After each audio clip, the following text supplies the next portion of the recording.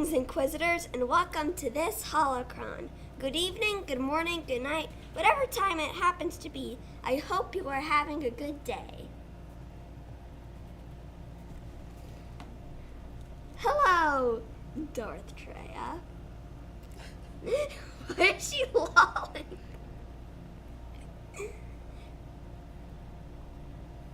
Bajat A.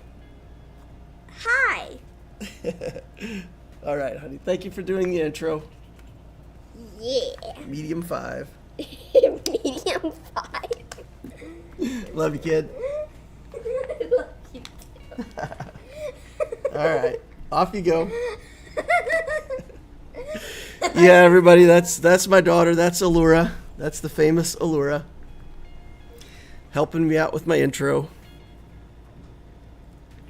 All right. Hey, Cody said it's the best intro ever. You got your first compliment. Yeah. All right. Good stuff. Good stuff. All right. Well, we're going to do some Grand Arena tonight. Do some other stuff too. Hang out, have fun, chat about account building, whatever questions you guys got. Go ahead and feel free to throw questions at me over in the chat. We'll see if we can get to them. Maybe throw in an account review or two if we got time. Hang out, have some fun. Darth Treya says she's not dressed at Mando this time. She had some very entertaining cameos with me on the May the 4th video. And then May the 4th a year ago.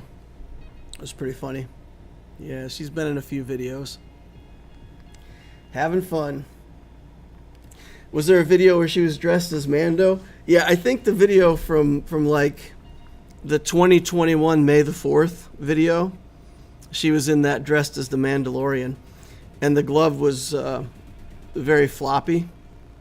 And there was this moment where she points at the screen and she says something. And then she says, I wasn't flipping them off.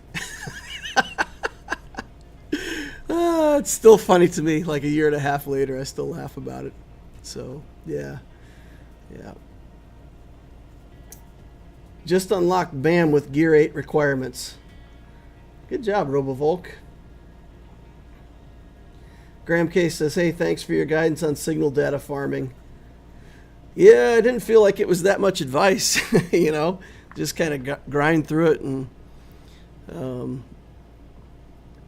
just for anybody who decides to spend any money on the game, you just got to realize that if you spend anything or if you use crystals to buy gear, you'll push your progress forward on certain characters and you will end up running out of signal data.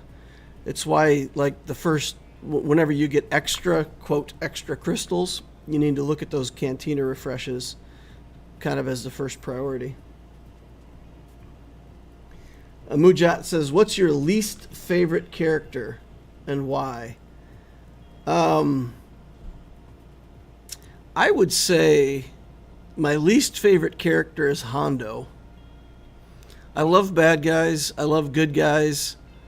But Hondo was just... He was an idiot and a jerk at the same time. No loyalty. No redeeming qualities. I got nothing. I don't like Hondo. I am an unfan of Hondo. I'd even hang out with Zero the Hutt before I hung out with Hondo. Beskar Bandito says hello there. Coming in like a Kenobi. For Profundity, what ships do you guess will be main part of the fleet, says Lee Everett. I meant in-game. My bad, mate. Well, there's characters in-game. Let's answer some of the other questions, and then we'll get back to the speculation on the worst character in the game. So, let me see here. For Profundity, what ships do you think will be part of the main fleet? There's two different ways that Profundity can work that I think would be very legitimate lore-wise. So let's say you just start with the Profundity, with the Outrider in play. And like on the Executor, you're trying to build up to the ult, where you annihilate the enemy capital ship and pretty much guarantee your victory. On Profundity, I expect that download mechanic to be the exact same thing. That really, when you get the download completed is when the fleet breaks the game, and if you're going to beat the Profundity, you have to stop them from getting the download. If you're playing the Profundity, you need to get to the download. I feel like that's kind of going to be the gimmick for the whole fleet. So the two ways that I could see it playing out. You start with like Outrider and Hans Millennium Falcon and maybe Biggs as a tank or something like that. And you're trying to get lots of critical hits and stack up the download. There's also a mechanic where download triggers on reinforcement.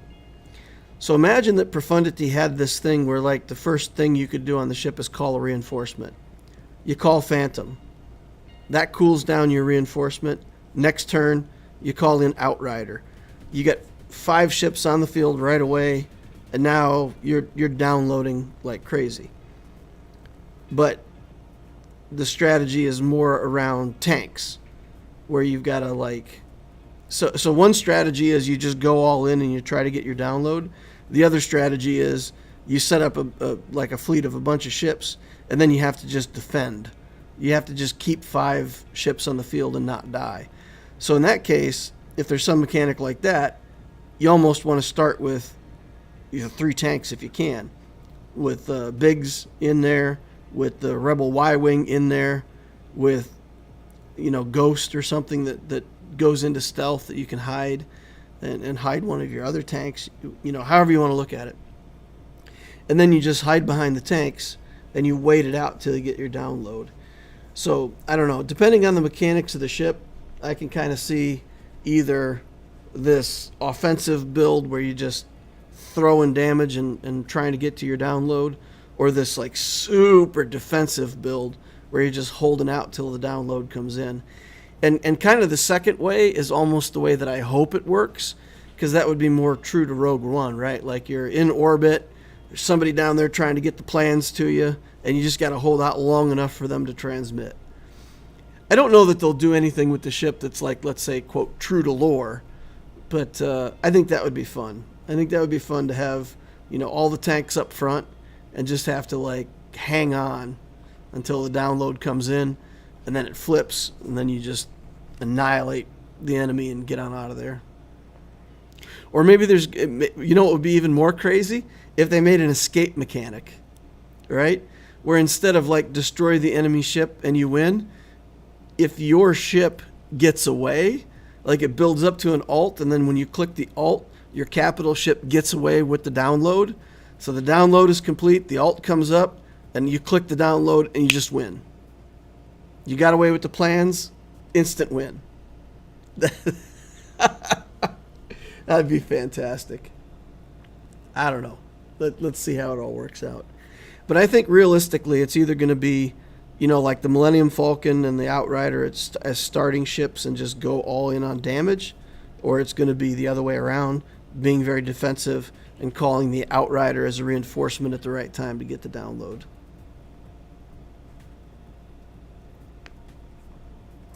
All right, let's get back to my least favorite character in the game, because I think there's probably a good answer for this, right? My least favorite character in the game.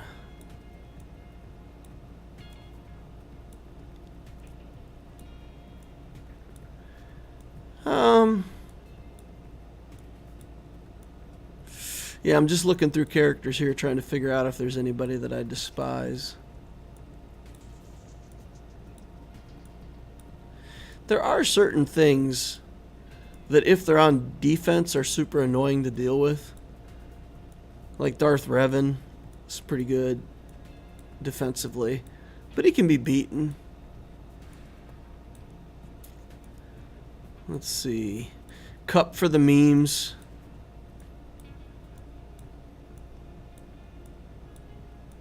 Malgus, Scion. Jedi Knight Luke. Jedi Knight Luke, I can tell you, the animation on his basic is one of my least favorite animations in the game. It's so dumb. He steps forward and he does like this little knee stomp. He lifts up his knee and does this little like curb stomp. I think the animation looks awful. Oh, I know. I got it, guys. I got it. Least favorite character. I got it. I know what it is. It's not necessarily my least favorite character, but it's one of my least favorite things in the game. Right here. Boom. Cara Dune. This basic. She runs up to the enemy with her gun. That's a ranged weapon. She pulls the trigger, stands there for 1.5 seconds with the gun going off on the other character, and then retreats. The whole animation altogether takes like 4 seconds. So when you fight against them on Mothma team, you can time out just because of her stupid animation on her basic. There you go. There's a legit reason to dislike this character. Again, I love the character. I just, when it's on defense and I have to play against this animation, well, like with my nest, if I would normally take 70 turns before timeout, I'll only get like 30 turns before timeout. You know what I'm saying?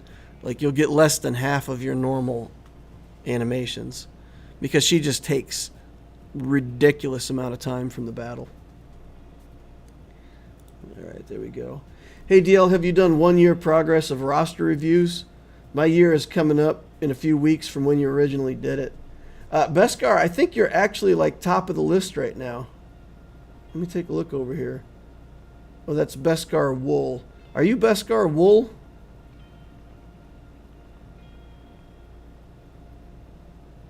Beskar Bandito. If you're Beskar Wool in the Discord, then yes, you are literally like the next account review. Submitted 729.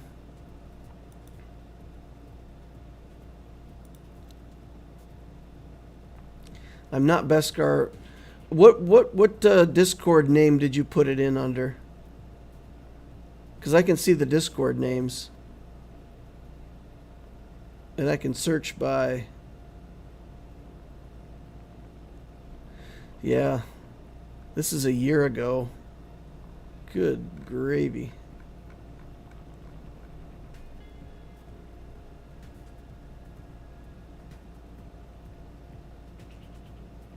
Yeah, tell me what Discord name it would be under so that I can look it up.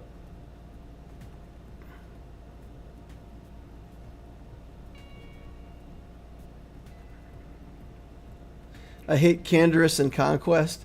Yeah, Candorus and Conquest is crazy. Yeah, he goes bonkers. Yeah. I like the tanks survive, get download, and win. Make the only hard encounter Executor and every other fleet times out against it. Sounds balanced to me.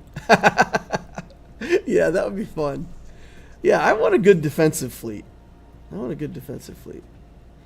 Do you spend money on Loquitur and Optio or just your main? I've spent the Hyperdrive bundle on Optio and $0 other dollars. On Loquitur, I was going to spend $20 a month, and I started out doing that. And eventually I just quit because, honestly, $20 a month wasn't doing enough for me. And playing free-to-play, it's still fine. I still get enough progress. So Loquitur account's been free to play since it's probably been almost a year now. I think I stopped spending on that account about September or October of last year. So the Loquitur account's been free to play for about a year now. I spent $205 in total ever on the Loquitur account. It's documented in the updates. But yeah, so Optio is just Hyperdrive and free.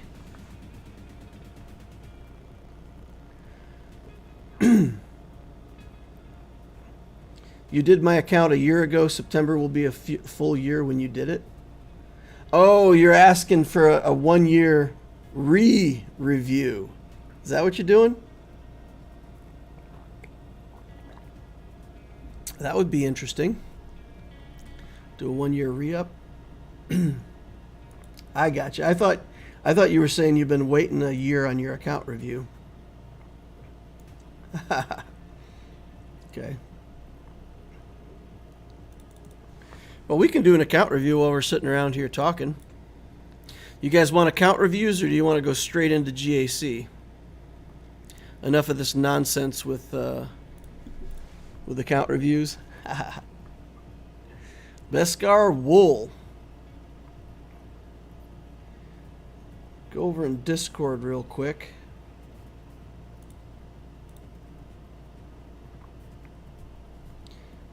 Drop a note.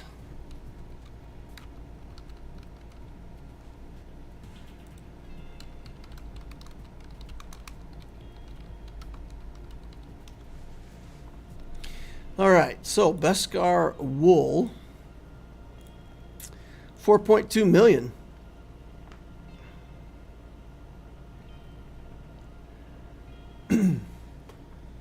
In Anzac. Anzc. So it's like Anzac, but it's the G version of Anzac, huh? Wow. Pretty good group to be part of if that's the Anzac group. 4.2 million, 1.7 in ships, 2.5 in characters. Number 36 in fleet. Uh-oh. How's there an Inquisitor that's 36th in fleet? Got to get the klaxons going. Re. So he's got Negotiator, Malevolence, Chimera, Executrix. No Executor yet. Home one's kind of there. What's his GAC placement? Rhodium 3. Alright, so he's pushing up close to Kyber. Gonna need those 6 fleets soon. I feel like I already know what some of my advice is gonna be for the account. I feel like I might already know. Alright. One galactic legend with the Sith Eternal Emperor. Gas. CLS. Do we have Revens in here somewhere? At 4 million, I feel like there should be another journey. Okay, we got clones. Clones are done for gas. Some bounty hunters. And the sea journey. So yeah, I think at 4.2 I would expect one more big journey to be done. CLS. Oh, we've got Jedi Revan. No Darth Revan, though, that I see.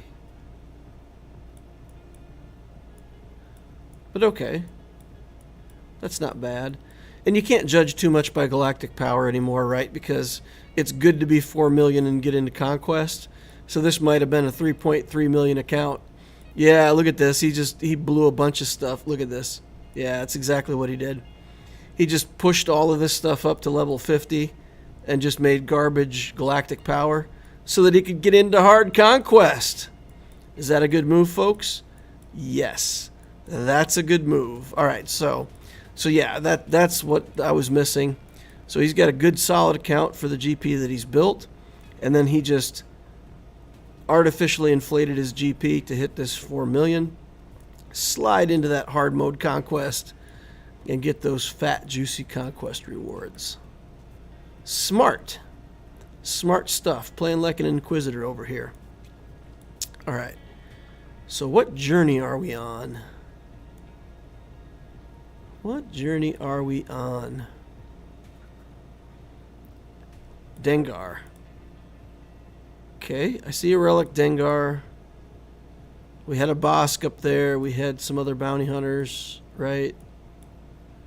There's Boba Fett. At relic 8. Okay, so this is Executor. It's Executor next. Fantastic. Just what he needs. Get that Executor, get that fleet placement up. He's got 4 fleets for GAC. That'll bring a 5th fleet into the fold. Also fantastic. All right. We'll leave it there for a second. We'll catch up on chat.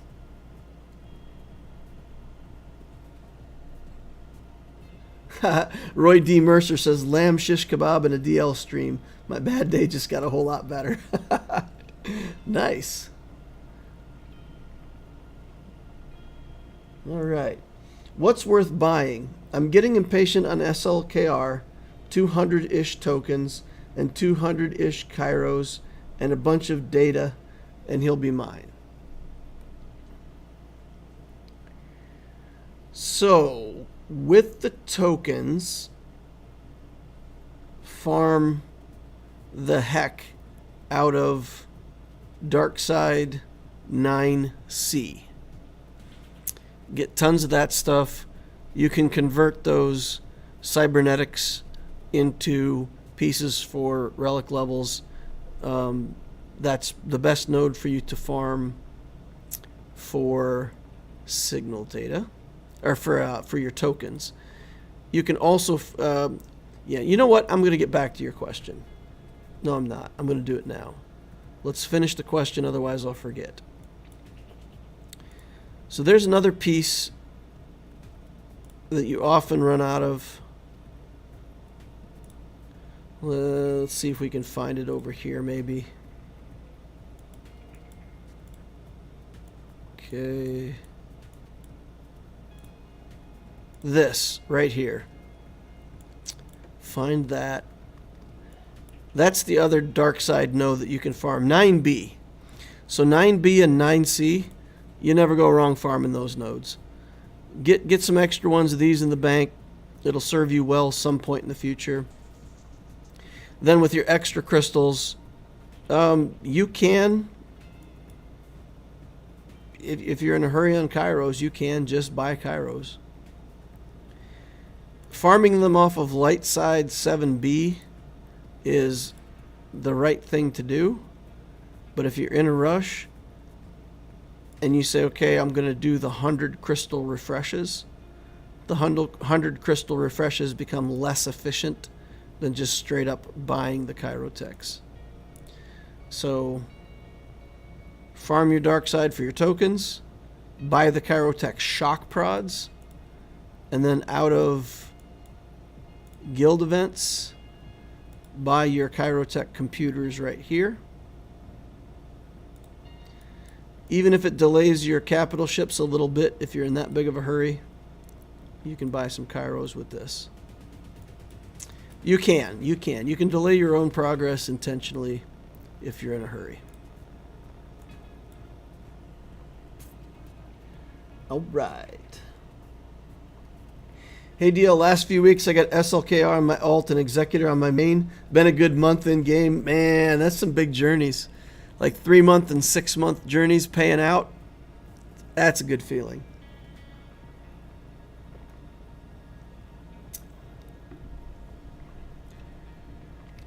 DL, how do I sign up for account reviews? 3 ways to sign up for account reviews. Either you can go over to the channel and look in the Discord and try to sign up on the roster review sheet, or you can become a Patreon. The link is in the description down below. In the Patreon group on the Discord, I respond pretty quickly to anybody who asks. And it's more of an interactive account review. It's more where you and I can just talk about your account. I'll review it. I'll give you advice. If you want specific questions answered, you know, I try to help the Patreons. We were hanging out last night, having a good laugh. I got to dust off my brand new Executor and try that out, and let's hang out in the Discord and chat with the Patreon group. So that's a way to get it for free instantly, or not for free, but if you want to be a Patreon, it's a way to get your account reviewed instantly. And the third way is you can just go into the Discord in general chat and just drop your account there and say, hey, does anybody want to help me? And somebody will help you. And there's a lot of people who are good at the game that hang out in my Discord that will help. So those are the 3 ways to get an account review. DL, what are your thoughts on having 2 bounty hunter teams? And if you think it's a good idea, what would the 2 ideal teams be? All right, we'll finish up this account review and get back to that. let's do that. Let's finish up this account review and then get back to it. Next thing we got to do, you know we got to do it. Speed. Where's the speed? Fastest non-GL character clocking in 320.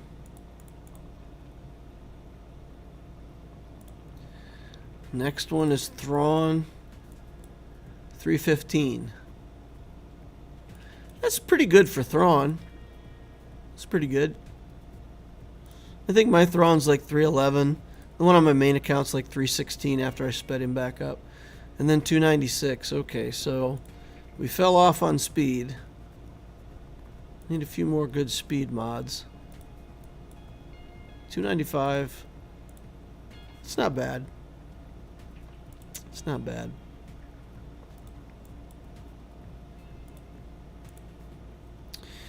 All right, what I would do with this account. Guys, I know this is going to start sounding like a broken record to y'all. And oh, there's Darth Revan. Okay, he is getting Darth Revan too. Okay. So we've got Darth Revan, we're building that up, probably get a Malak someday. All right, we got to keep that in mind. What I would do with this account, I would finish out this Executor. I would go straight into Profundity. Either Profundity or Jedi Master Luke, or the other way around, Jedi Master Luke and then Profundity.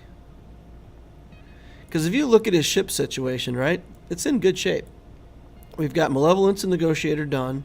We've got a Chimeran and Executrix that can handle an Empire fleet and, you know, whatever else. First Order ships, some other fleet of leftover stuff.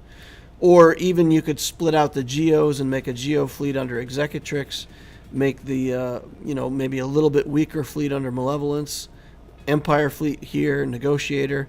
And then if on top of all of this, you add Profundity and Executor, you're good. You're done with fleets, right? With one GL, I would probably do JML first. Finish out the Executor, get JML. Sometime during JML, you'll earn the Malak, and then Profundity. And then he'll have 7 fleets. No, he'll really only have 6, right? He'll have 6. Because he'll have Negotiator, Malevolence, Empire, Home 1, Executor, Profundity, and then this Executrix will be some kind of cleanup fleet.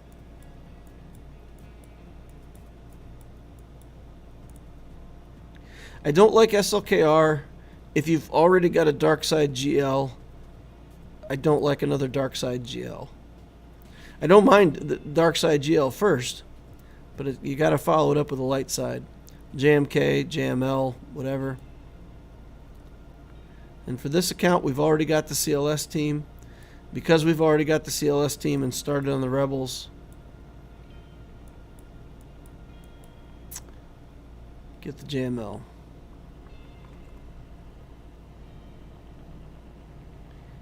Alright, which characters are you farming? I am farming the Profundity journey on both accounts.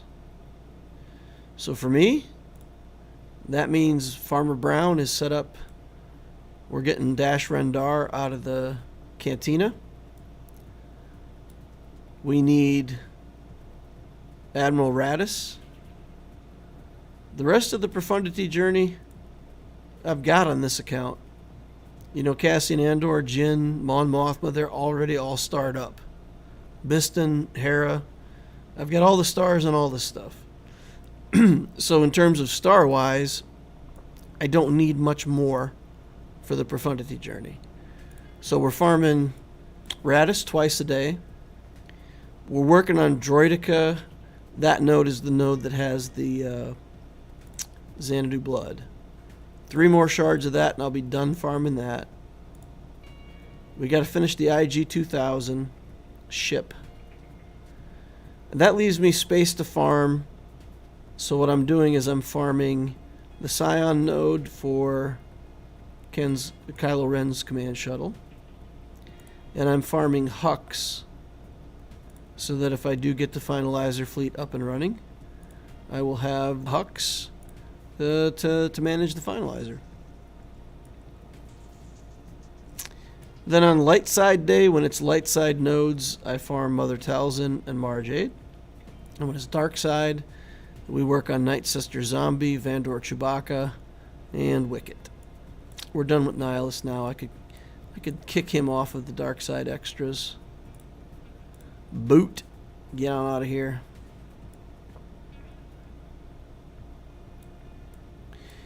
Alright. That's what I'm farming.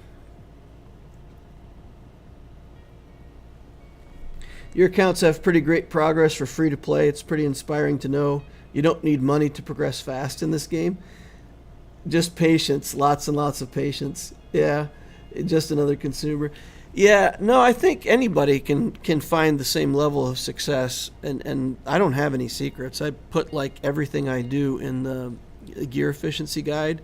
And then I think the everything weeks for Obtisio, I've had quite a bit of good feedback from people who, you know, were able to watch literally like every click I made for a couple weeks.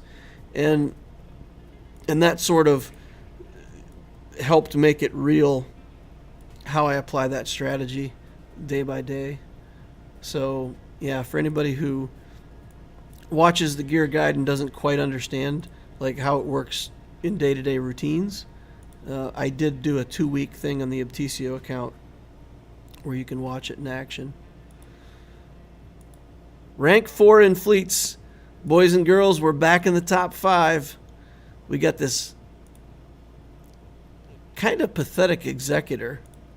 I mean, all things considered, when you look at how good an executor can be, ours is 5 stars, level 75.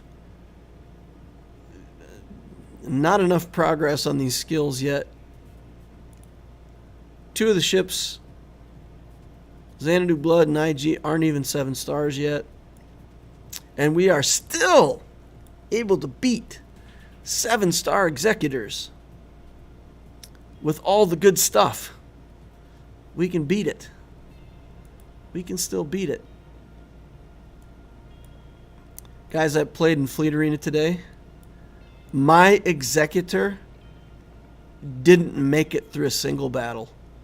My executor got annihilated 5 out of 5 times.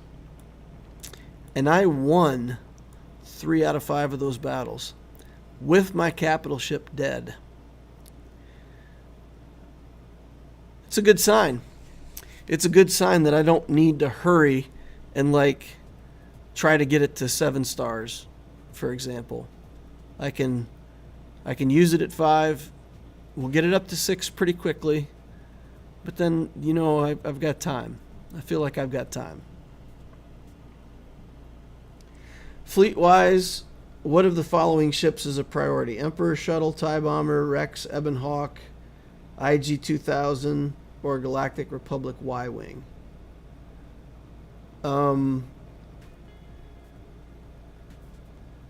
It depends on what you're building. If you want a good Empire fleet, the Emperor Shuttle is a pretty big deal. The TIE Bomber isn't. The TIE Bomber is an absolute must. And if you're talking about the Galactic Republic Y-Wing being the BTLB pilotless ship, then those two. The Bomber and the Y-Wing, the pilotless ships, are absolutely critical. You can put them anywhere. They can go in any fleet, and they do a heck of a good job. All right, ladies and gents, let's swing on over to Grand Arena. Let's take a look at this terrible tastic defense that I've put down. My fleets are going to be relying on this executor. So we're going to throw that on defense. Again, level 75, 5 stars. The Malevolence should be able to beat this quite easily if they know the counter. If somebody's willing to two-shot this fleet, it's even easier. You come in and you just two-shot this fleet. Not a problem. The other fleet, the Empire fleet, is okay-ish, but it's not too hard to beat either. And this one is just hot garbage. So if they get the fleets, we're just praying that Executor can hold. The zone in front of that's pretty lame. Like, we've got just a garbage Galactic Republic team here with a IG-11 in it. Who knows what. Same thing here with Bo-Katan. It's just a relic with a bunch of garbage Mandos. Grievous, easy to beat. That team's lame. Geos, easy to beat. We all know Geos get beat easily at Kyber 4. So they'll take that zone no problem. In trade, we're trying to make it so that they can't take this zone at all. Kenobi with a decent Datacron. Iden, Bounty Hunters. And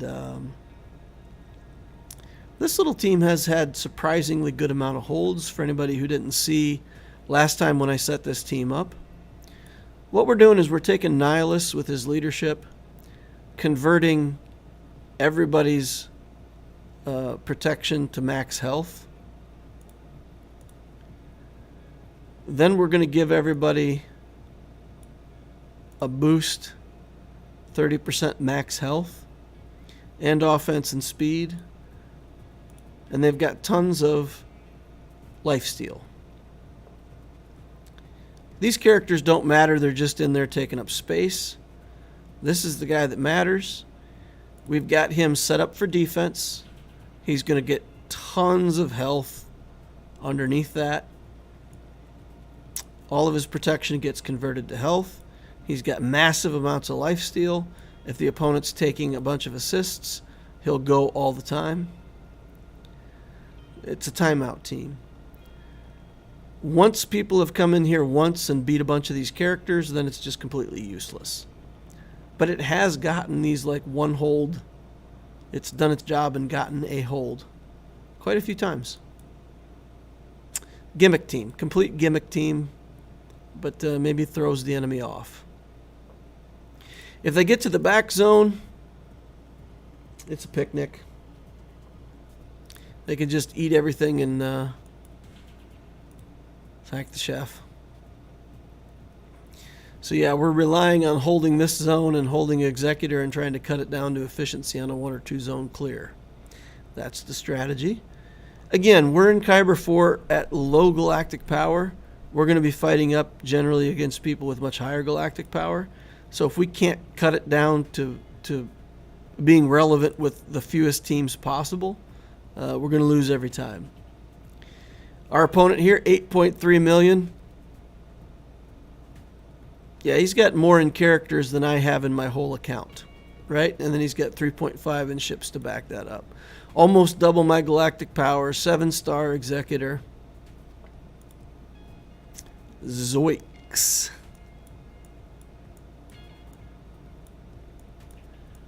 The Ruffian. And he's got this TIE Interceptor. So if we've got the Empire fleet somewhere, we're going to have to watch out for that. Executor, Negotiator, Malevolence. All of the things. He doesn't have his Radis built up, and he's only got a 6-star Finalizer. It's interesting. He's got 7 stars on his Radis, but not a Relic Admiral. And then Finalizer only has 6 stars. So he's only got 6 fully effective fleets, guys. Only 6. And 2 cleanup fleets. 4 Galactic Legends in this bad boy. Luke and Kenobi. Right, so if I'm this guy and I scout me as an opponent, I just take all 4 of these Galactic Legends and put them on defense. I put Kenobi and C up top, or down bottom. Put Luke and SLKR up top in front of ships. Dust off my hands, sit back and say, good luck, kid. That's what I would do. I would just make a complete wall of defense, and there's no way I could win. But we gotta hope that he has a worse strategy than that. His fastest non-GL character is Gideon at 350. Speed set with 2 offense mods. It's interesting. 346 Shock T. That's a pretty speedy Shock T. Darth Revan's going to be up around 342, huh? 333. All right, the speed's dropping off. Piet. 313.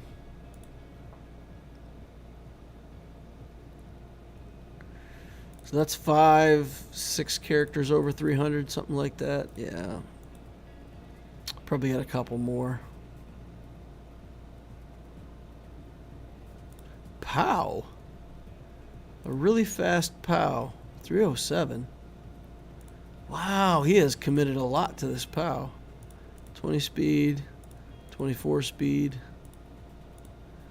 14, 23. Yeah, that's a pretty big commitment to POW. Huh. I wonder why that is. See, POW's speed is so irrelevant. This thing, whenever a rebel uses an ally, it uses a basic attack, reduces cooldowns, and gains 5% turn meter. In the Mon Mothma team, 6 characters go, he gains 30%. Next character takes their turn, 6 characters go, he gains 30%. So he's going to gain 100% turn meter from that ability. And his speed is mainly irrelevant.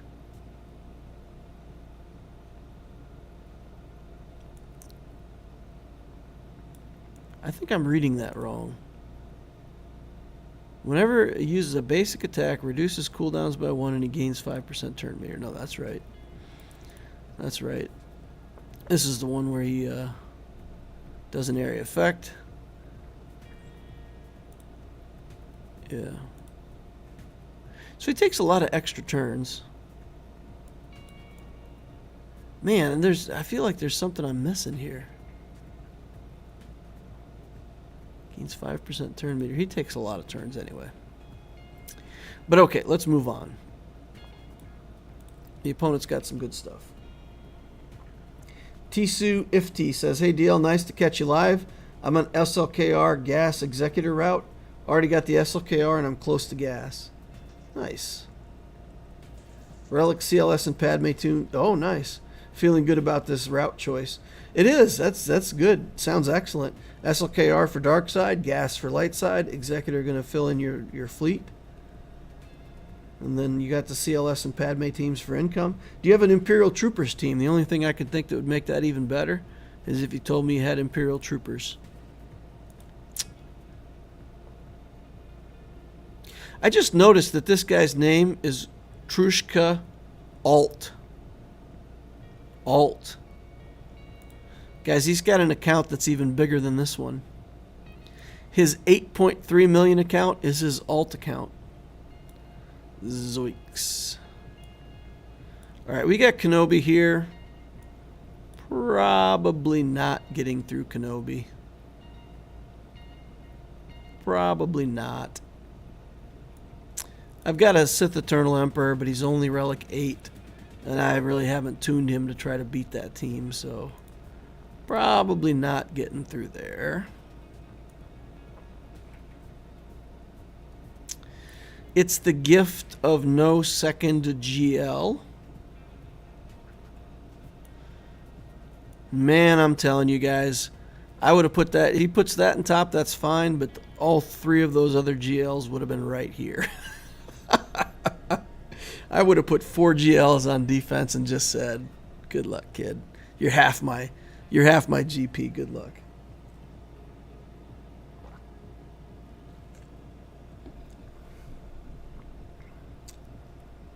They call that an FU defense, DL.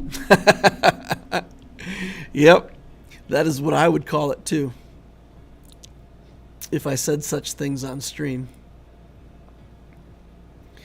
All right, so Malik is a menace.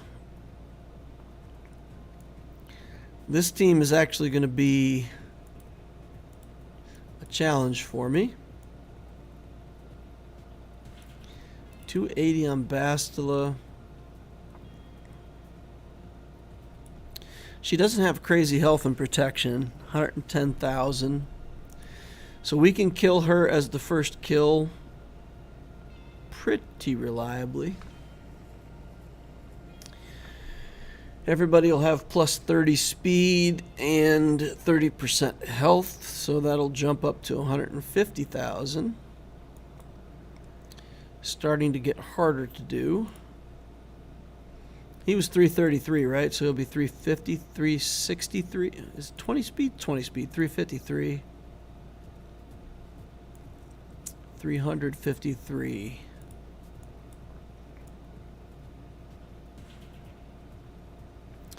So really I have two options here. Option A, I can beat this team with troopers. The reason I would use troopers here is if I was worried that there's a GL on the back wall and we want to do a 2-zone clear and we don't want to get stuck on the back wall. Otherwise, I could just throw in Sith Eternal here, beat this team without too much trouble, take an easy win, and risk getting stuck on the back wall against something that I really can't beat. Let's look at troopers. I think I outspeed him pretty handily because I do have this relic to Gideon now.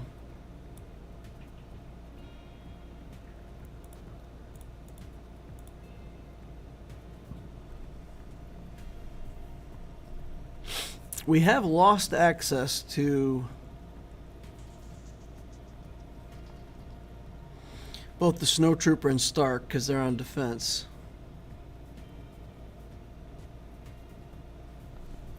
So let's look at Gideon's speed. 364, he'd be acting at 384, so we're in good shape there. We don't have any HK to worry about. So we can literally just come in, click her, do the mass assist, annihilate her. We won't take away their turn meter, but we'll get all of these characters to 100% turn meter from Veers. Then we just got to be able to get the Marauder dead as the second character, which is not easy. This will be a tough matchup. We'll get Bastila killed for sure. And we'll get stuck on Sith Marauder. We'll have to use the mass assist from Veers to punch through the Marauder. And once we do that, Malak will taunt. And then we have Revan, Malak, and Talon. And we actually have to fight it out against those characters.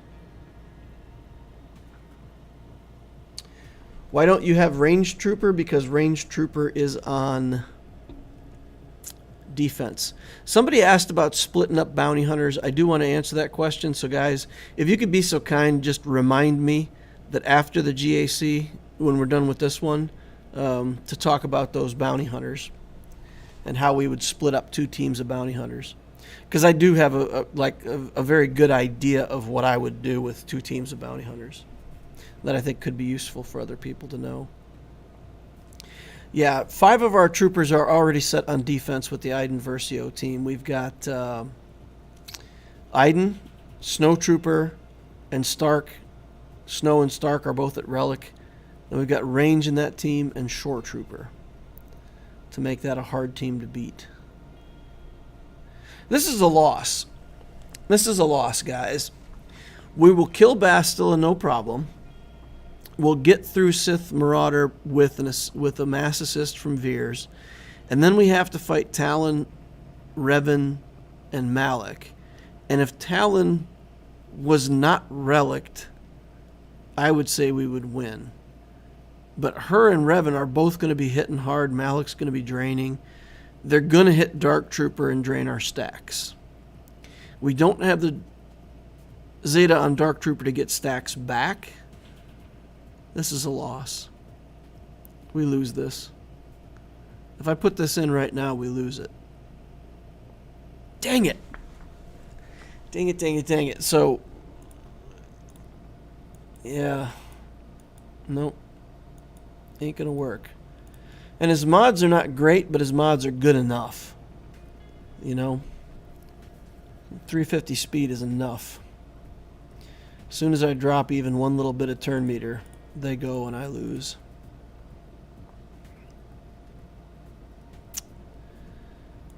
So C and Watt or Armorer or no one.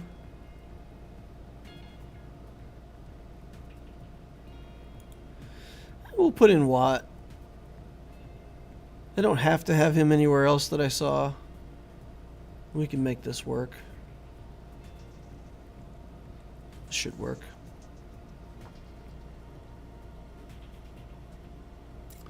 Is there a bad Imperial Trooper? I feel like all of them are kind of good. Every Imperial Trooper that you can build can go effectively into a team. If you built every Imperial Trooper and you were late in the game, you would take the Stormtrooper and the Shore Trooper and you would put them with Lord Vader. You would make a team basically like the one I just had for Veers. And then you would have Iden with Snow and Magma and Death Trooper and there's one more that I'm forgetting. Who am I forgetting? Oh, Stark. Stark would still go with her. So Stark, Death, Magma, and I'm blanking again. Range is in there somewhere. Probably Range is with her. Yeah. So yeah, I mean, if you built 12 troopers, you would have 2 trooper teams and then 2 tanks to go in another team.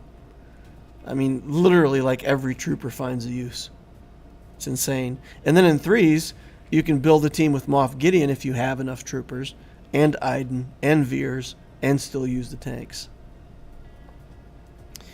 This is a waste of Wat Tambor. I know people are going to tell me you could have done this without Wat Tambor. I realize probably I would still win this without Wat, but I can't afford to drop this battle.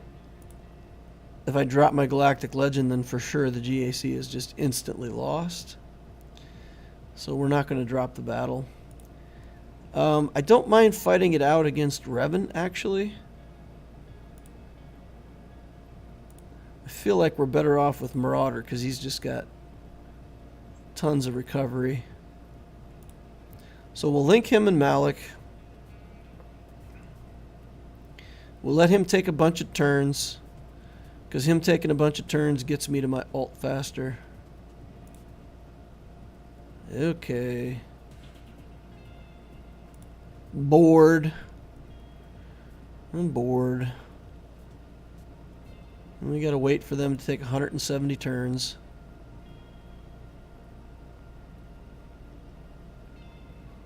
Okay, let's get protection back.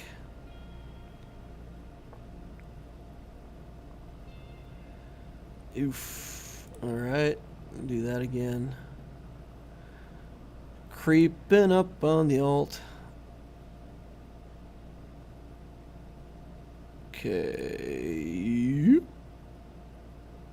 Here we go. And ooh. Down you all go.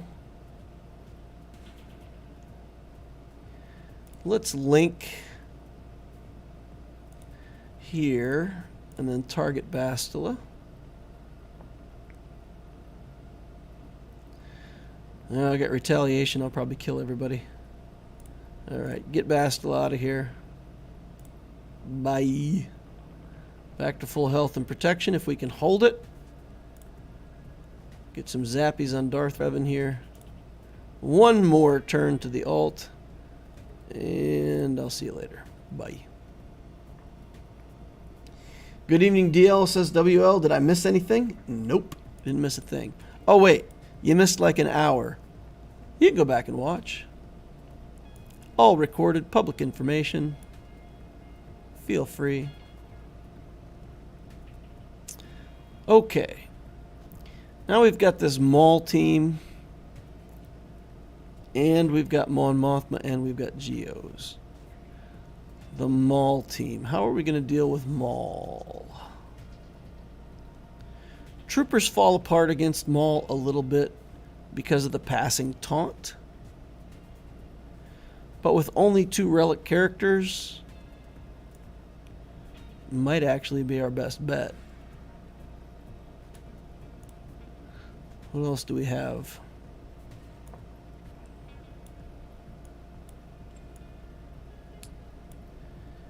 We've got the Palpatine team. 224. And he's going to get a little speed boost from Mando? Or not? Each time somebody falls below 75% health, he dispels all debuffs. Protective, you know, whistling bird stuff.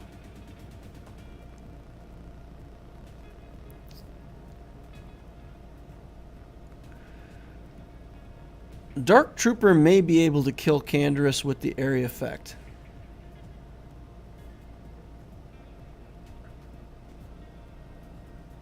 Is there something in here that prevents me gaining turn meter?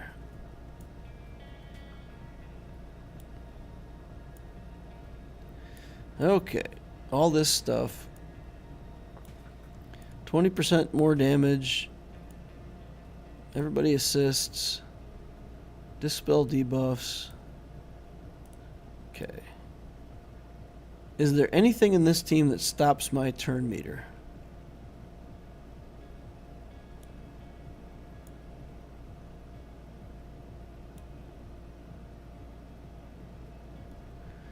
Man, I feel like troopers are not a counter for this team because of the passing taunt.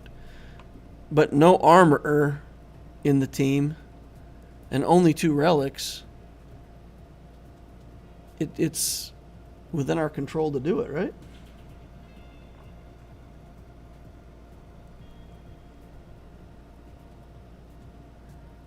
I feel like I'm missing something like of critical importance here.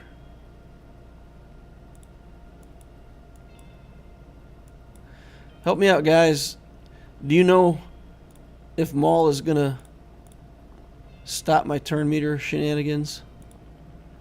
I don't see anything that prevents turn meter or turn meter manipulation.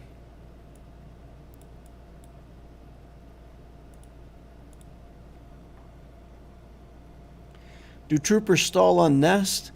Possibly yes if it's a relic nest. A gear 12 nest should not be an issue.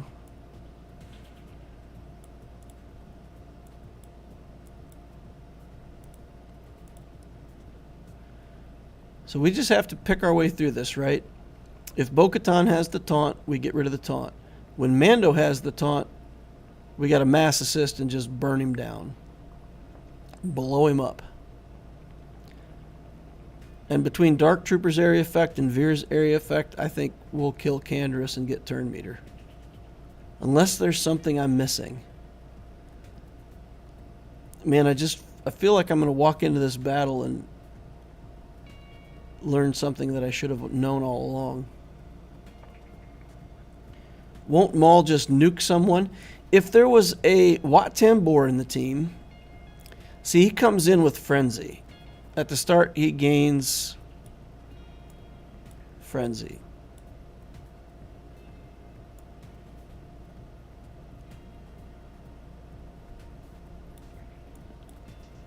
If he gets to go, we lose. Right? At the start of the battle, he gains Frenzy and Retribution. So the trick that you do here is you put Wat Tambor into the team, and Wat Tambor will go first and put a Wat Tambor buff on somebody. That'll trigger his Frenzy, and he goes at start of turn speed when Wat Tambor goes. So if you got that combo going on, then he's guaranteed to go first.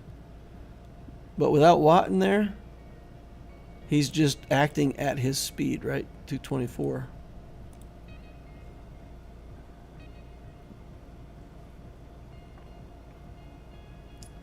I don't know. I'm going to push the button. I'm going to push the button, and we're going to see how this works. Let's get in there. Less talking, more doing. Okay.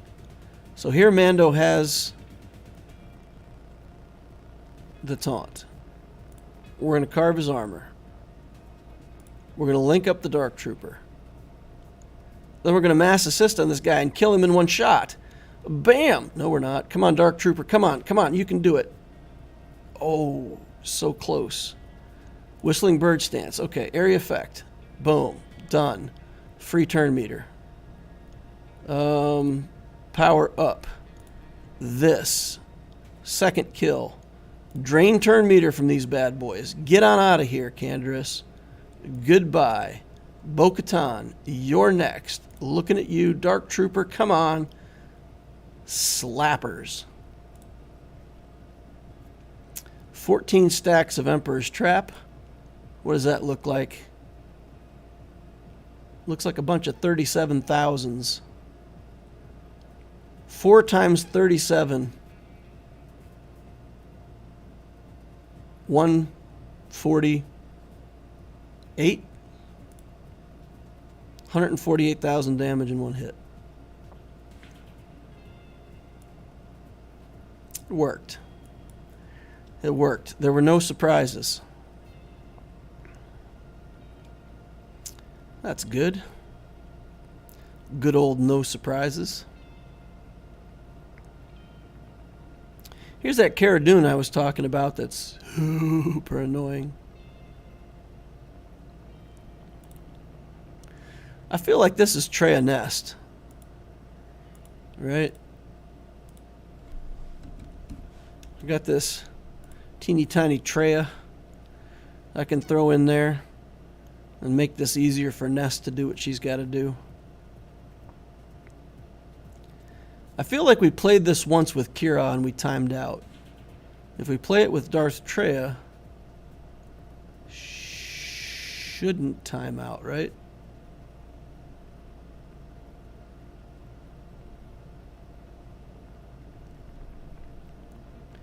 Should not time out. Cara Dune is still going to be very hard to kill. Pow actually has to be the first target. We have to get Pow dead and keep him dead, because that is going to be a sickening amount of extra turn meter. Although honestly, that's the other strategy. Let them kill themselves with Nest or with Traya, but have Nest like not actually take a turn for a long time.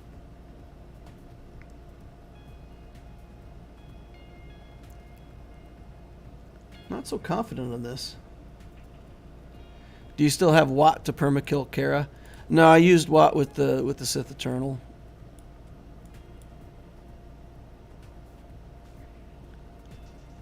The other thing that we could do, the other thing that we could try, we do have a Beskar Armor Mando team. And our Beskar Armor Mando team is pretty fast. 265. 10% turtle.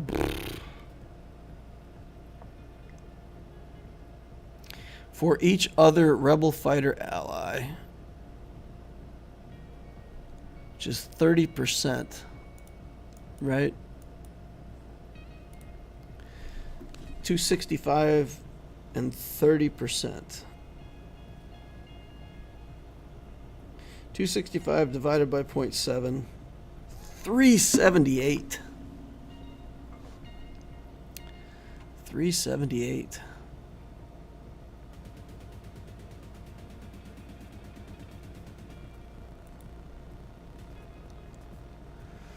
Does the Beskar Armor Mando have any chance against this? I don't think, right? None. Zero. Zero chance.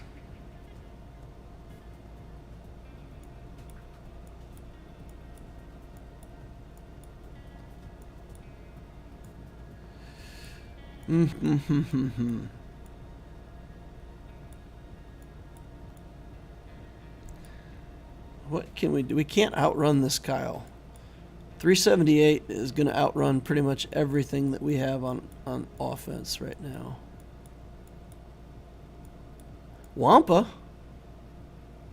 Gear 11 Wampa.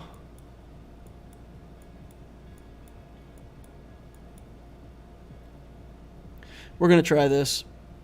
We're just going to go in with it, and I think it's enough. They're going to get a lot of turns. It's going to be 2 minutes and 12 seconds before we get to take our second turn, but if we've got the area effect, then we can just use it, kill everybody, and be done with it.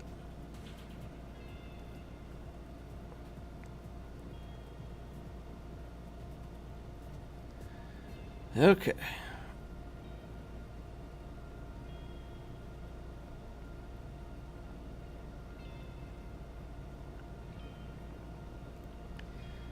We just got to resist the next time she throws her grenades.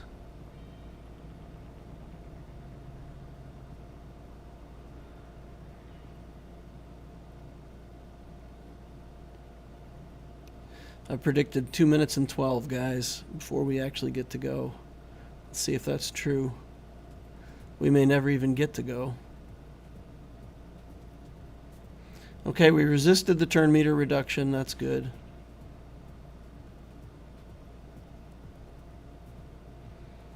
We're getting our turn meter removed somehow. Who's removing turn meter?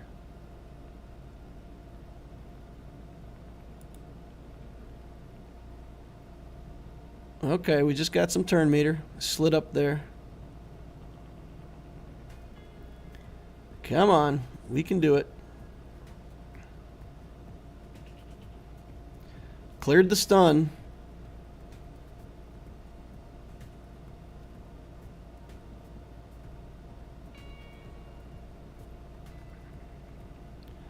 Just stay unstunned, Nest. That's all you got to do. Don't get stunned.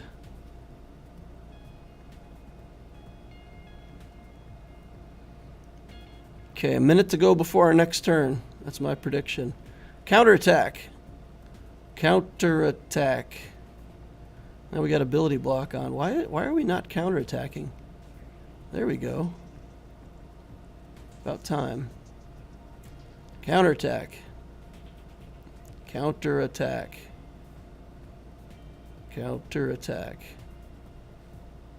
Keep going. Counterattack. There's I guess we're in a counterattack free zone.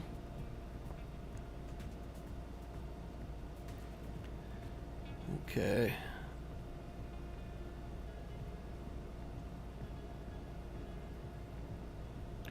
Coming up on the 212 mark. Looks like I might have been wrong, guys. Looks like we might not get anything at 212. Get our turn meter removed again. Dazed. Now we're done.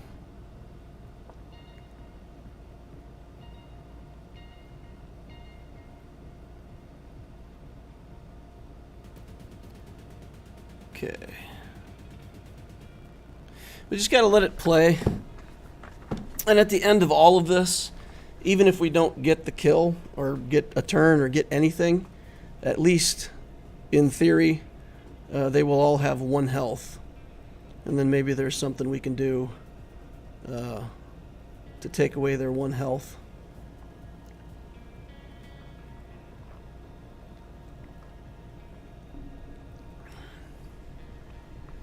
How much tenacity do you have on Nest? 173, I think, on this account. Something like that.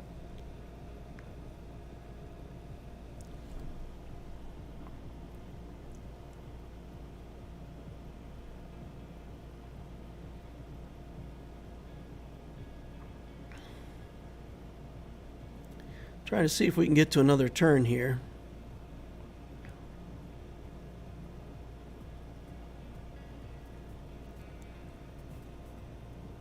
Come on.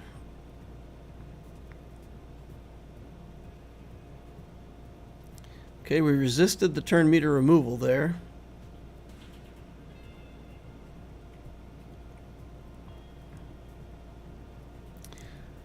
All right, we might get a turn.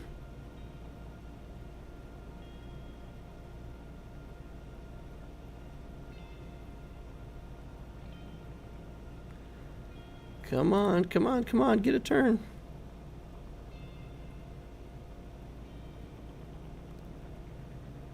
Nope. Not gonna happen.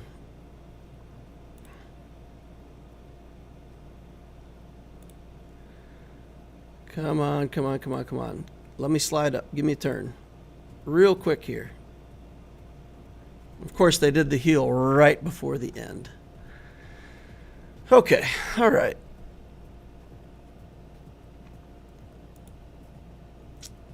All right, then. I think the only way out of this is with the Padme team.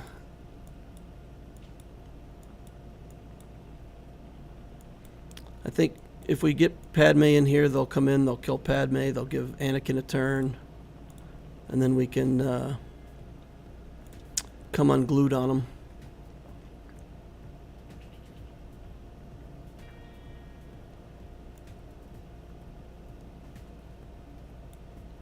Yeah, let's do that. And it's tempting to put somebody in here that's really weak, like this guy, so that pretty much as soon as they take a turn, they kill him, trigger Anakin, while Padme's still alive.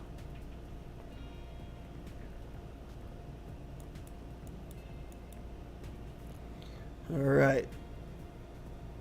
Qui-Gon Jinn and Jedi Knight Anakin easily two-man Mon Mothma teams.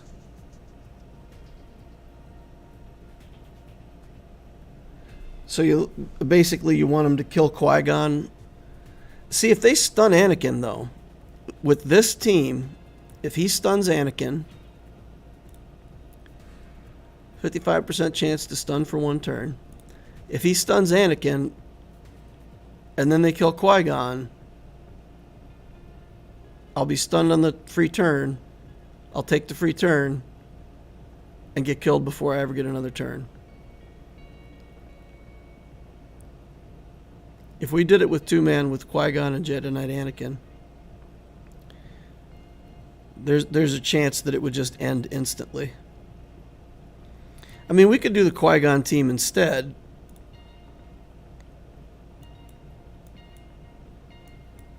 You know, put in some Jedi here.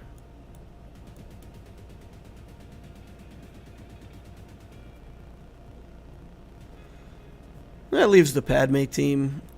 We already used up our Gideon, though, so unfortunately the Gideon Padme team isn't gonna be kicking it tonight. Yeah, we can do this.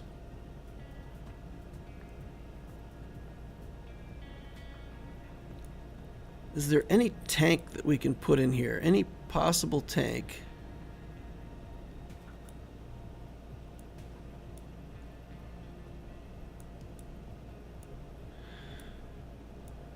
Has to be a Jedi and Galactic Republic, right?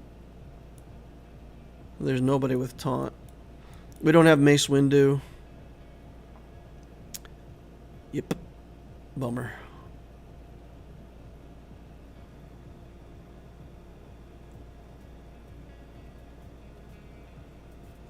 Padme plus Gideon team.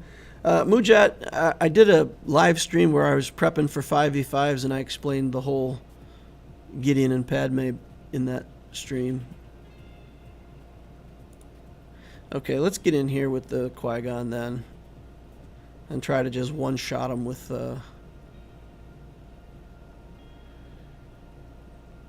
Anakin. Oh, I'm going to do it now. Get rid of Mon Mothma. Yeah, there we go.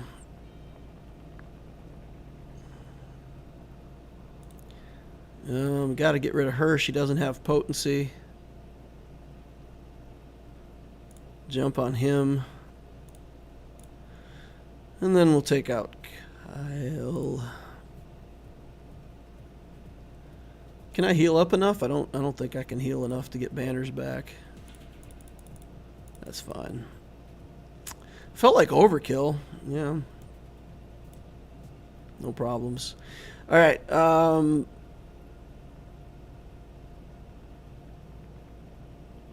We got the Mara Jade team.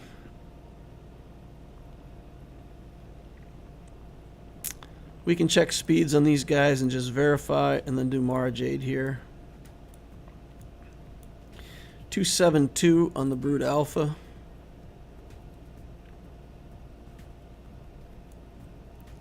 Check to see if the spy is super speedy.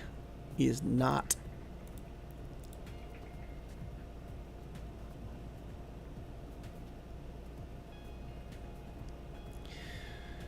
So we don't need Vader if we do that, right? We can just do Empire and save Vader for backwall.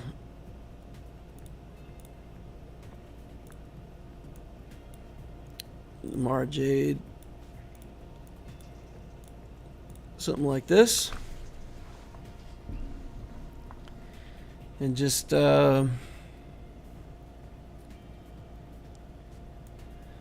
make sure that she's going before the Brood Alpha. 288. He was 272. So we can use Thrawn to kick the Brute. And then just go ham. Should be no big a deal.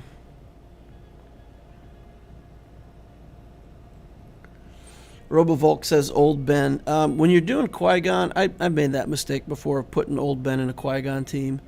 Jedi Knight Anakin requires everything to be all Galactic Republic for his abilities to really be effective. And Qui-Gon requires them all to be Jedi. So they all need to be Galactic Republic Jedi. Alright, here we go. Let's get some staggers. Let's trigger some staggers. That was not what we wanted. Let's try to stun some Geos. Got Sunfac here being a problem. We'll target him and see if we can get a stun onto him. Oh, come on. The unstunnable Sunfac. There we go. Soldier's now unstunned, which we don't want. Alright, staggers again. Turn meter removal, stun. Alright. Back to Sunfac being the only lonely hero. Get him stunned. Get over onto the Brood Alpha here. Get him taken care of. Oh, I didn't want to do that.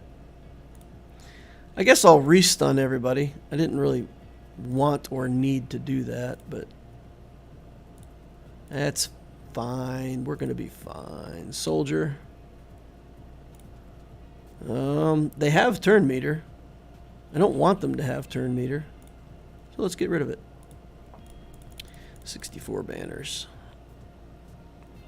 There was a lot of relics that I used, but it was a full relic Geo team too. Okay. And he does have the back wall with gas. That's what I was afraid of. Do not have a good answer for gas.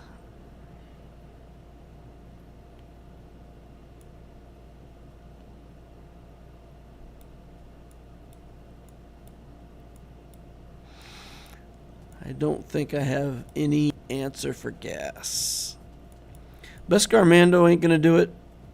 Pretty sure Jedi Knight Revan ain't gonna do it. Vader ain't gonna do it. I think we're done. One zone clear. Yuck. Wampa Solo? Can Wampa Solo gas?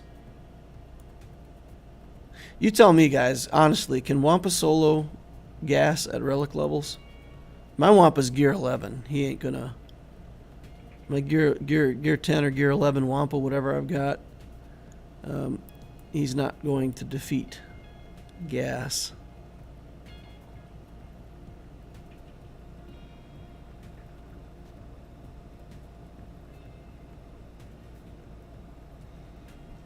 Relic, yes, it's a hard battle.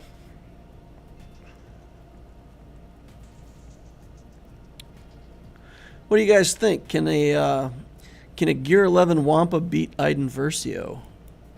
Tell you what we're going to do. We going to find out. Gear 11 Wampa versus 2 Relic Iden. Ready, go.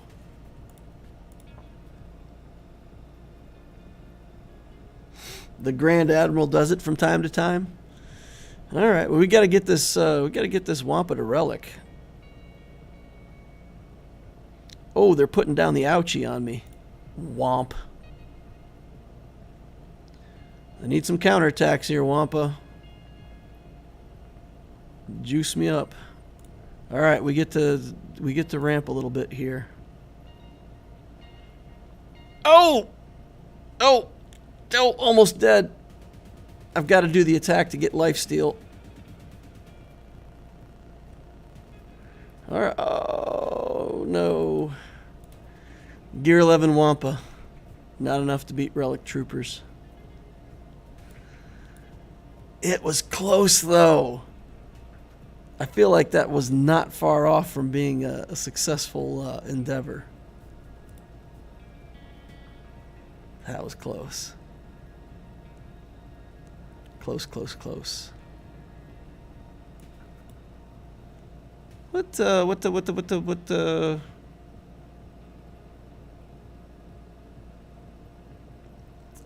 Beskar Armor Mando do against these guys? Is Bam a legit counter for Iden? Because I can imagine here we can target Iden herself. We can Whistling Bird her down. She can't resurrect. She'll just die. Clean up the rest of the team from there.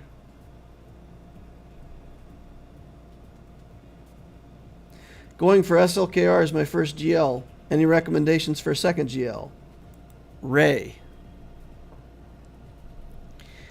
Rey, if you just want, two simple back-to-back GL journeys. I love Rey. She's fantastic. Her journey gives you like 3 teams. I think it's good. If you have the ability to manage a lot of resources and timing and planning, then do Jedi Master Luke as your second GL.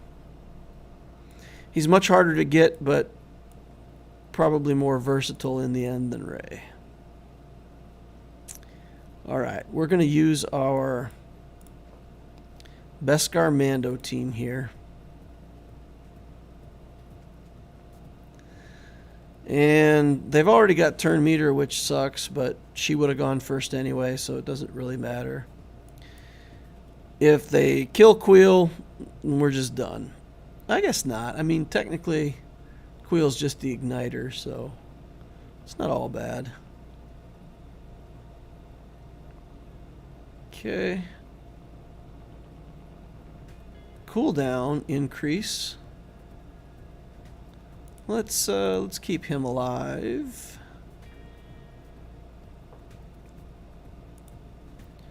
Do that. Do basic.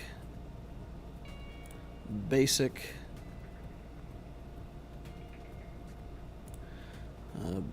Armor stance. We probably never. Oh, why didn't it do area effect? I clicked the wrong button. I was going to say we probably never make it out of the armor stance. Yeah.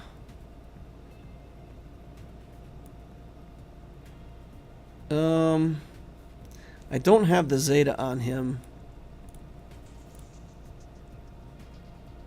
So the resurrect is not locked out.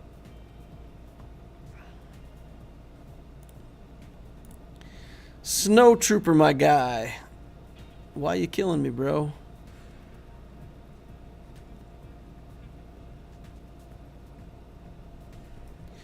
Yeah, okay. Well, not a good counter. We got to get the Wampa. We just got to get the Wampa up and running. Get him at speed. Relic a Wampa. Revan. And then, what other Jedi can we put with Revan?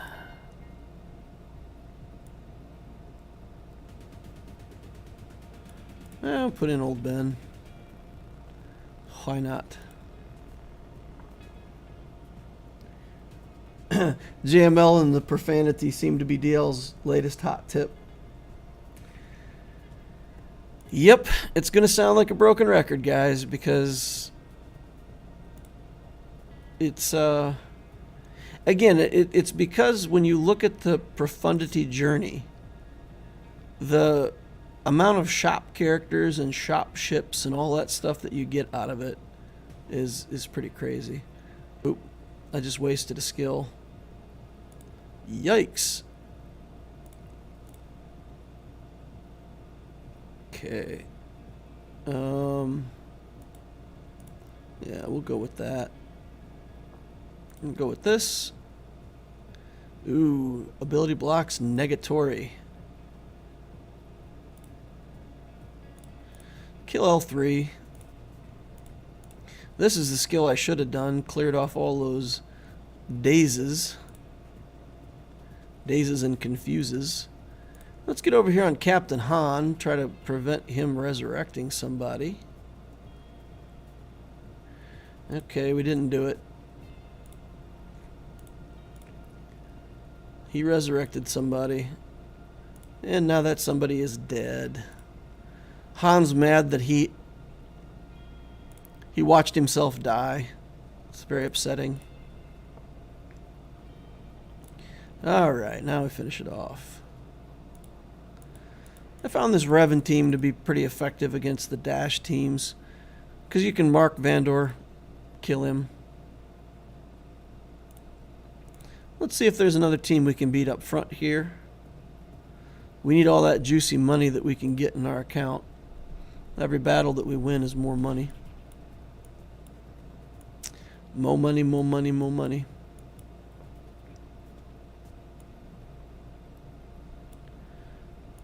Might have a chance with clones here. Might have a chance with clones. Send in the clowns. How is Grandmaster Yoda's support character? He does so much damage. He's support because of that buff sharing ability. So they said, well, he's gonna, spread buffs to all of his other teammates. That's a very supporty thing to do, I guess. All right. Yeah, let's just give it over to Rex here. We'll give it to Rex. We'll let Arc Trooper trigger the sacrifice. Yep. It's just so surprising that that happened. I never expected that would have worked out that way. Yeah, who am I kidding? We knew exactly how it was going to work out. All right, just take turns working on Bosk. Get Rex healed up again. This is going well. I'm getting damage on Bosk. Yeah, we'll just do aerial. I was thinking about not doing aerial advantage because we'd already gotten all of his protection gone, but I couldn't guarantee the kill there, so don't want to have to deal with him recovering everything. All right, which Fett first? Boba. Oh, that's gonna hurt. Feel that one in the morning. All right, Stinger. Onto the Django. I think we can kill Django without using aerial advantage, so I'm going to save the aerial advantage for the Dengar man. Once we can see him... Oh, we got damage immunity now. We got to wait for a week and a half. Get this Dengar out of here, though. Oh, oh, oh. I wish you would drop your damage immunity. Okay, one more turn of this nonsense. Bored. We don't want to trigger the assist because we don't want Rex to remove turn meter. I'm going to remove turn meter anyway. Alright. It's gone. It's on. Goodbye. See you later, Django Fett. And that should be another 100K in the bank. More money, more money, more money. Don't care about the win. We're not going to win this GAC. My opponent's going to steamroll me. If he plays, we lose. But get that money where I can.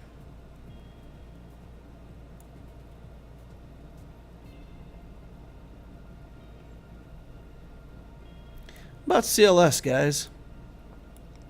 How do you think CLS is going to do here?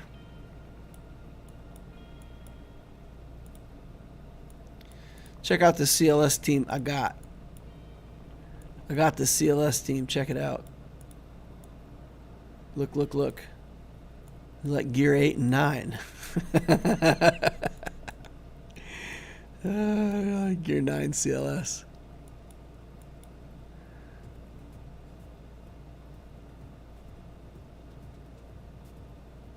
Can we kill one of these guys?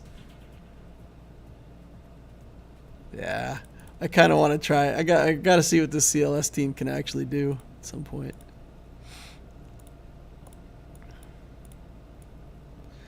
All right, let's put Vader in here. See what Vader can get done.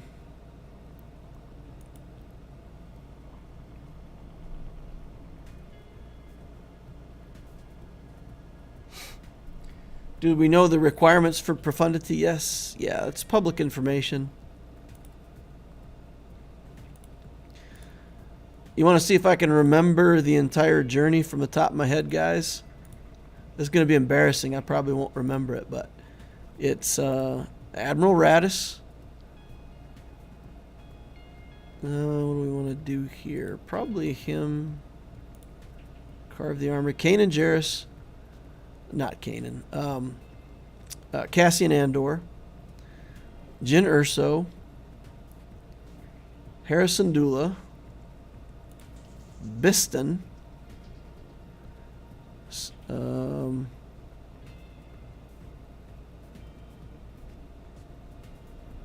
Mothma. And I feel like there's one more that I'm forgetting. I feel like there's one more.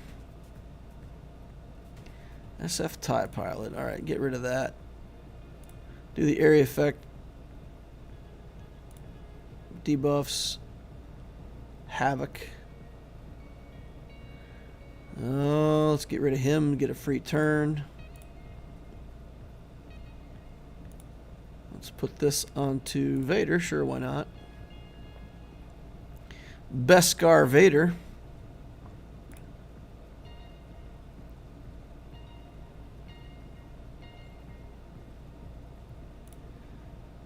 Yeah. Okay. Let's do basics on all of these guys. I'm going to get a free turn right here. Goodbye. See you later. 0 threat. 58 banners. 100K in the bank.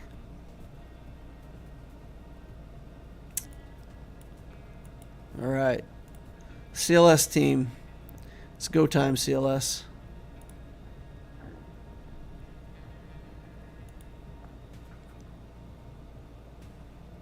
Let's do it. All these assists that we get are going to be fantastic against Iden. Oh, wait. It's exactly what you don't want against Iden. Try it anyway. Here we go.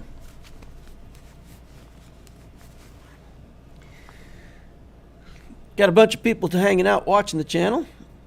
Thanks, guys. I like you. I appreciate you all. I do wish that you'd click the like button, though, if you could, please. Helps me, helps the channel. It's free, it's fun to do. Oh, CLS, buddy. Dude. What up? Han is angry. Han be like, sit down.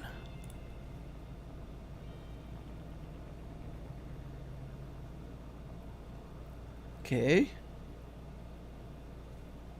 They just kill Iden for the fun of it. They're like, yeet.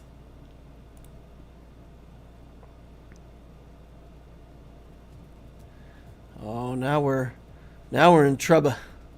See if we can get a stun on him again. All right. This area effect's gonna do like 4 damage. Lol. Han's hitting hard for a little guy. Check him out. Alright, got the blind up.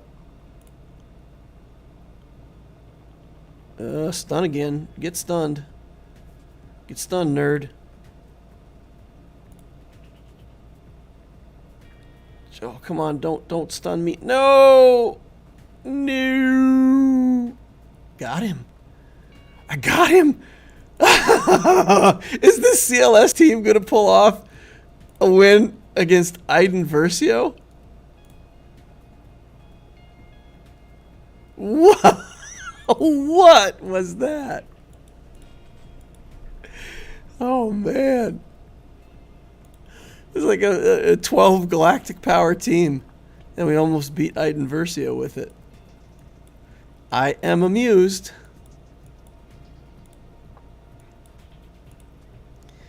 Alright, let's put some of these guys in with Kyle Katarn. Where's Kyle? Calling all Kyles.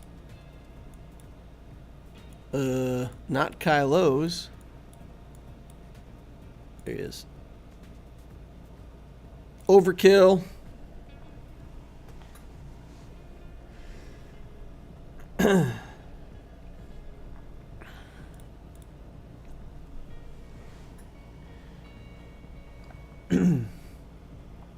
Have my like, you earned it.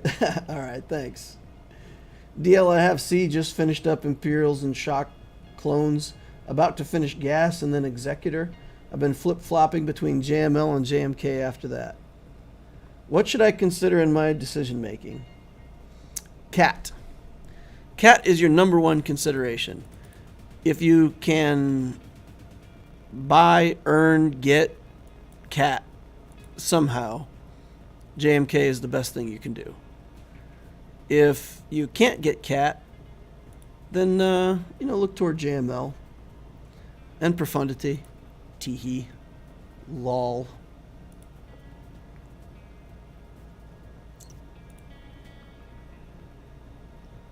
For real though, JML is a great journey. It's a lot of good character teams. Jedi Knight Luke, Jedi Master Luke, Mon Mothma team. Pilots, you get a fleet out of it.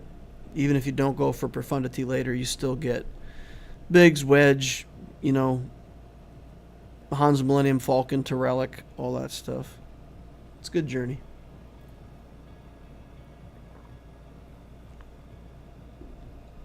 I thought Iden Versio was a counter to Luke Skywalker. I'm surprised my Luke team did that well. That little tiny Han was just slinging the firepower, man. Woo! He was coming in hot. Bounty Hunters. We wanted to talk about ye old bounty hunters. So, this is a way to talk about bounty hunters. Let's go back out here. I don't think there's any other bounty hunter teams in here, right? Take him out of here.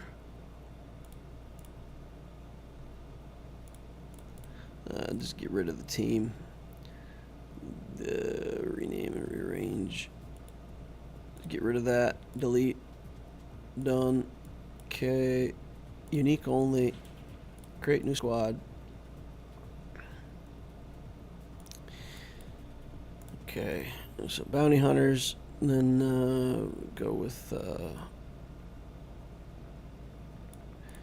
Django. I know it's not Django, but we're just doing this for example. So this is what you can do. With one team, you build this Aura Singh led bounty hunter team. And it requires these 4. The 5th is optional. So in this case, throw out Jango Fett, put Boba Fett here, put Jango Fett in the lead here, is what you would want to do. This team, you time it out so that Boss goes first, he taunts. Grief Karga goes next, pulls the mass assist. Orsing's leadership says that every time a bounty hunter takes a turn while they're buffed, use an ability while buffed 10 times. If you assist and do a basic on an assist, it's considered taking a turn. He comes in buffed. He comes in buffed. He comes in buffed. Boba Fett comes in buffed. Remember, whatever else they have that bounty hunter's resolve buff on them locked at the start. So he'll taunt. Now he's buffed. He'll call an assist. That's 1, 2, 3, 4 buffed characters taking a turn. Trigger Bosk's Frenzy. Boss goes 1, 2, 3, 4, 5 characters taking a turn. Orsing goes Mando, contract complete. His first turn annihilates an enemy. This counters gas, counters a lot of stuff. It's a good team. You don't really need Zam. You can do what you need to do if you get this team timed out. As you can see, guys, that's the team that I'm planning to build for my own account. Then you build this team around Zam, which is just 3 attackers, right? Because Django's an attacker, he's an attacker, he's an attacker, he's a support or something, right? Yeah, support. So you got 3 attackers with Zam. You're giving them a ton of offense, ton of speed, and the team just goes first and starts shooting the heck out of people. With Jango Fett in this team, you get another 30 speed on top of everything. So you start out, you give everybody 30 speed, then Zam is at 300 speed, so she hands out like 65 speed to everybody else. She's at 300, then she'll gain 20%, so she'll be at 360. 36 times 2 is 72. She'll hand 72 speed to all of these guys. If you already had your other bounty hunters like 260, 280, somewhere in that range, they'll all be in the 300s. They'll get 30 from Jango, then they'll get 70 from her. So let's say it's 280, 310, 382. So almost 400 speed out of this team, and then just build everybody for damage. Then you've got a purpose-built bounty hunter team for killing things, sniping, and then you've got the Zam team that you can either use on offense or defense. That's how I divide up bounty hunters. But if you're going to build the Aurra Sing team, then you really are stuck with these 4 really good characters in the same team, right? It limits the other team because this team really has like a timing phenomena that you're going for. The plus 30 speed. Okay, guys, I told you that Jango is supposed to be in the lead for this other team. I guess people can't follow along in the chat, so I'll have to go actually make it work this way, so that nobody's confused.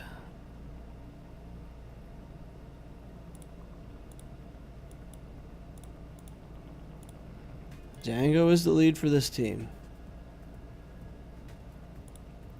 This team needs the 4 required characters, and then you can put somebody else in the 5th slot.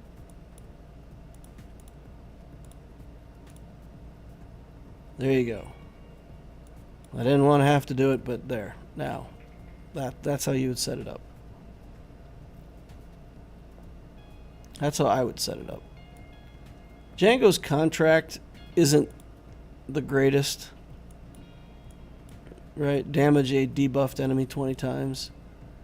It's the AI will not automatically get his contract easily, but if you make all of these guys fast enough, and Dengar and IG-88 should just be offense sets with critical damage wherever you can. Jango, speed if you want to, but probably, again, like offense set, critical damage. try to get their speeds above 250, and then just let them walk in there and just start dishing out damage.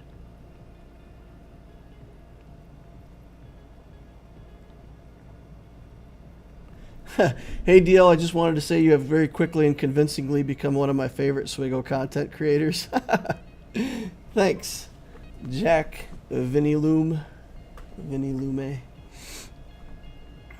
Thanks, Jack. Appreciate that. What are your thoughts on keeping Django with Separatists? Yeah, I mean, if you have a place for Django where he's needed, where are you going to put him, though? Like, if there's a Separatist team in 5v5 where Django is just like the critical thing, you know, some kind of like Newt Gunray lead, Dooku, Django, Enfys Nest. I mean, there's some gimmick teams like that. So if you're playing that kind of a gimmick team, then yeah, use him over there. That's fine. You could, I mean, honestly, if you wanted to put Dengar in the lead, Dengar lead is not bad. Dengar is the opposite of Bosk. Bosk says damage the weakest enemy, and Dengar says damage the strongest enemy. So his contract is also not bad to get. You can put Dengar in the lead. But really, if you're going to build the Zam team like a defensive team, you got to make it go first, and it's got to hit like a truck. That's what you want out of that Zam team. If Zam's not going to be in your main bounty hunter team, you just want that team to hit so hard that if the opponent brings in like a Beskar Armor Mando team or a Darth Vader team or, you know, whatever they bring in, that it's just like just tons of damage. You shred their support characters or kill, you know, if they try to bring in like maybe a Padme team or something like that, right? You got to hit that Padme team just so hard. The damage has to just drop from the sky. Surprise them, kill a character, kill two characters, get a hold. Or at least cost them a lot of banners, right?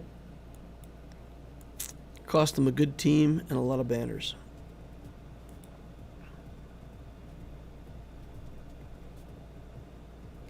Newt, Django, Asajj, and Zombie works pretty nice. If you've got a Relic Asajj, you need a really good Asajj to make that work. Because Dooku will put everybody under stealth. They'll have to kill the zombie. It all works great. But if you've got like a Gear 12 Asajj, I just bring in an area effect attack like Anakin, smack that area effect button. Dark Trooper. I mean, if I can kill your Asajj with Dark Trooper. So there's a lot of area effect stuff that'll kill Asajj if she's weak. So that works with a Relic Asajj, for sure.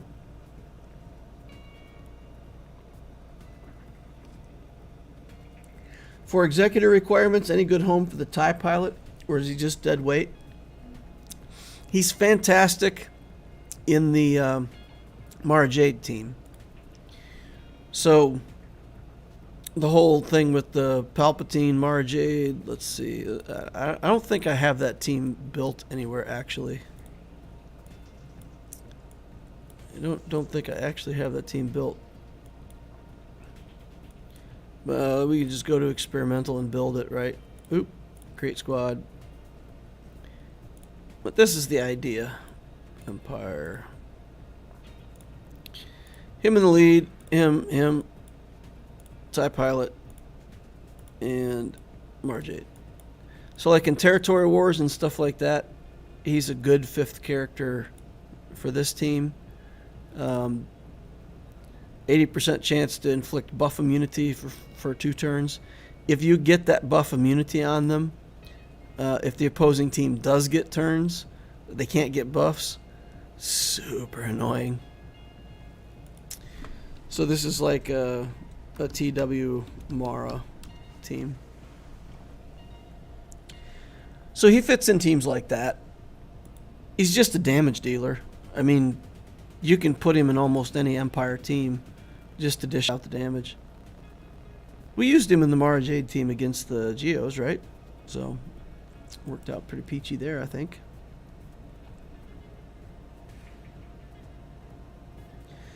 DL, they data mined Ben Solo shards coming to the store?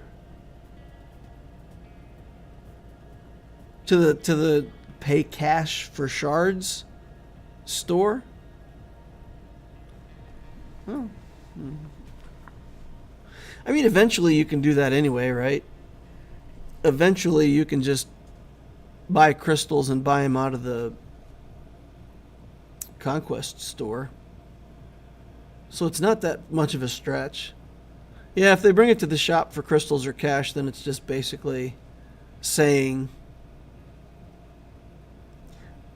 it's a bad business decision. I don't know why they would do that. You can't force people to spend money on Conquest if you're giving them the content through the store. So it may increase their income from people buying the shards directly, but it'll decrease the income from people trying to build First Order to do Conquest, for example. I don't have anything against it as a player. I don't really care if they put shards in the store. But from a business standpoint, I don't know why they would. Isn't the TIE Fighter also used in an off-meta Executor counter? The TIE Fighter itself. Yeah, I thought you were talking about the TIE character, the TIE Pilot character. TIE Pilot character can be used in his ship. His ship's not bad. Guys, I'm telling you, a relict TIE Fighter, 6-dot mods of the TIE Pilot character, that ship hits hard. It's fragile. It has tons of dodge, no protection. So if the opponent gets a hit on it, it's pretty easy to kill in 2 shots or so. But a lot of opponents don't want to attack it because if it gets a dodge, it feeds turn meter to the capital ship. So that little ship can actually be a menace. Yeah, it hits hard. It hits hard in the Empire fleet. Under Chimera or Executrix, it does the trick. Ship is definitely good. The character's kind of mediocre, but you can find uses for him. Probably aimed at people that aren't 4 million GP. If you're not 4 million GP and you already have Galactic Legend Rey, get the 4 million GP. Pump it up. Just get in there. Blow up all your characters. Get the 4 million GP. There's no penalty for it anymore. There's no reward for having low GP like there used to be with the Grand Arena stuff. So just get on in there. Get that account to 4 million. No reason not to. I guess the other reason not to is if you said, well, I don't have credits, I'm broke, got no credits. But you can get past that. Chester Tester. Mandalorians Reborn. Did we already look at this guy? I feel like Mandalorians Reborn I've already seen. Maybe we already reviewed him. Maybe I just didn't mark as complete. Who knew? Bad administration on my part. Alright, but 3.5 million galactic power, 1.6 in ships, 1.8 in characters. Got him an Executor already. Straight into Executor, huh? He's got Negotiator. So he's got both Malevolence and Negotiator. Wow, that's weird. He's got Malevolence and Negotiator finished and Executor. So the account's been around for a while. Sith Eternal. Yeah.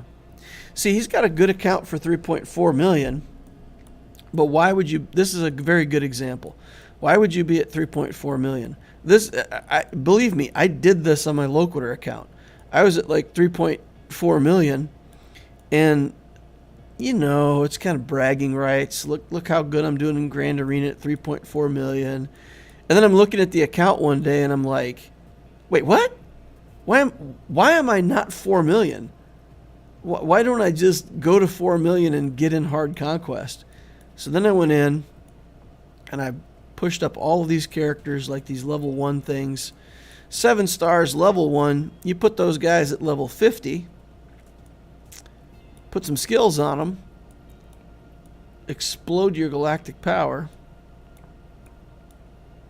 4 million, hard conquest, better rewards, no looking back. Guy told me I can't get through Zone 2 and hard conquest. Stuck already on Zone 2 and hard. Should I go back to normal? If you made it to Zone 2 on conquest and hard mode, you've already got more stuff than you will get out of the entire normal run. The rewards are so much better in hard. A ridiculous amount better. Advice 1. You have a GL. You have other stuff in your account that will get you... I mean, Padme team is in, right? We've got the Padme team. We've got the Sith Eternal Emperor. Hard conquest is unlocked. This account could get 3 zones at least. Maybe get stuck on Zone 4. Advice 1. Build all your ships. Build all your characters. Bloat, bloat, bloat, bloat, bloat, bloat, bloat. No reason not to be at 4 million. Okay. Build-wise, Sith Eternal Emperor into Executor. Padme team on the side. Relic Wampa.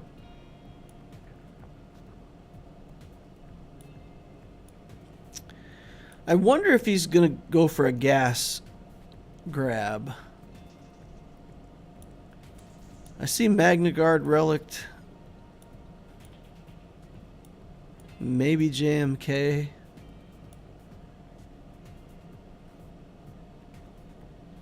Who else do we have that would be... Relic 8 Yoda, Relic 8 Kenobi. Okay.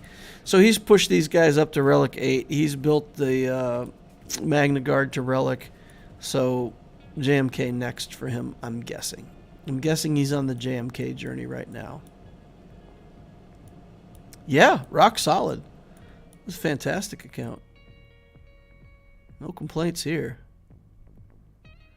Go for that JMK, but fatten your account up to 4 million. No reason not to be in hard conquest with this account. It's definitely good enough. Or at least it has the character structure to be good enough. Do we have the mods to back it up? 331 on Piet. That's pretty good. Let's look at Padme's health. Oh, see, look at that. 78,000 defense mods. Fantastic. More people need to put defense mods on their Padme. It's so good. Defense, mod sets, health, primary stats. This is the way. But yeah, his Padme is reasonably fast. Plenty of health. That Padme is just going to walk through Conquest. Alright, that's my advice. Keep doing what you're doing. You're a lot closer to 4 million than you think. That 600,000 that you think is a big deal, that's really a lot, that's a long way. It is not.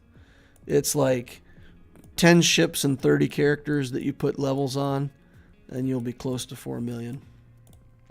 It goes fast. It goes fast.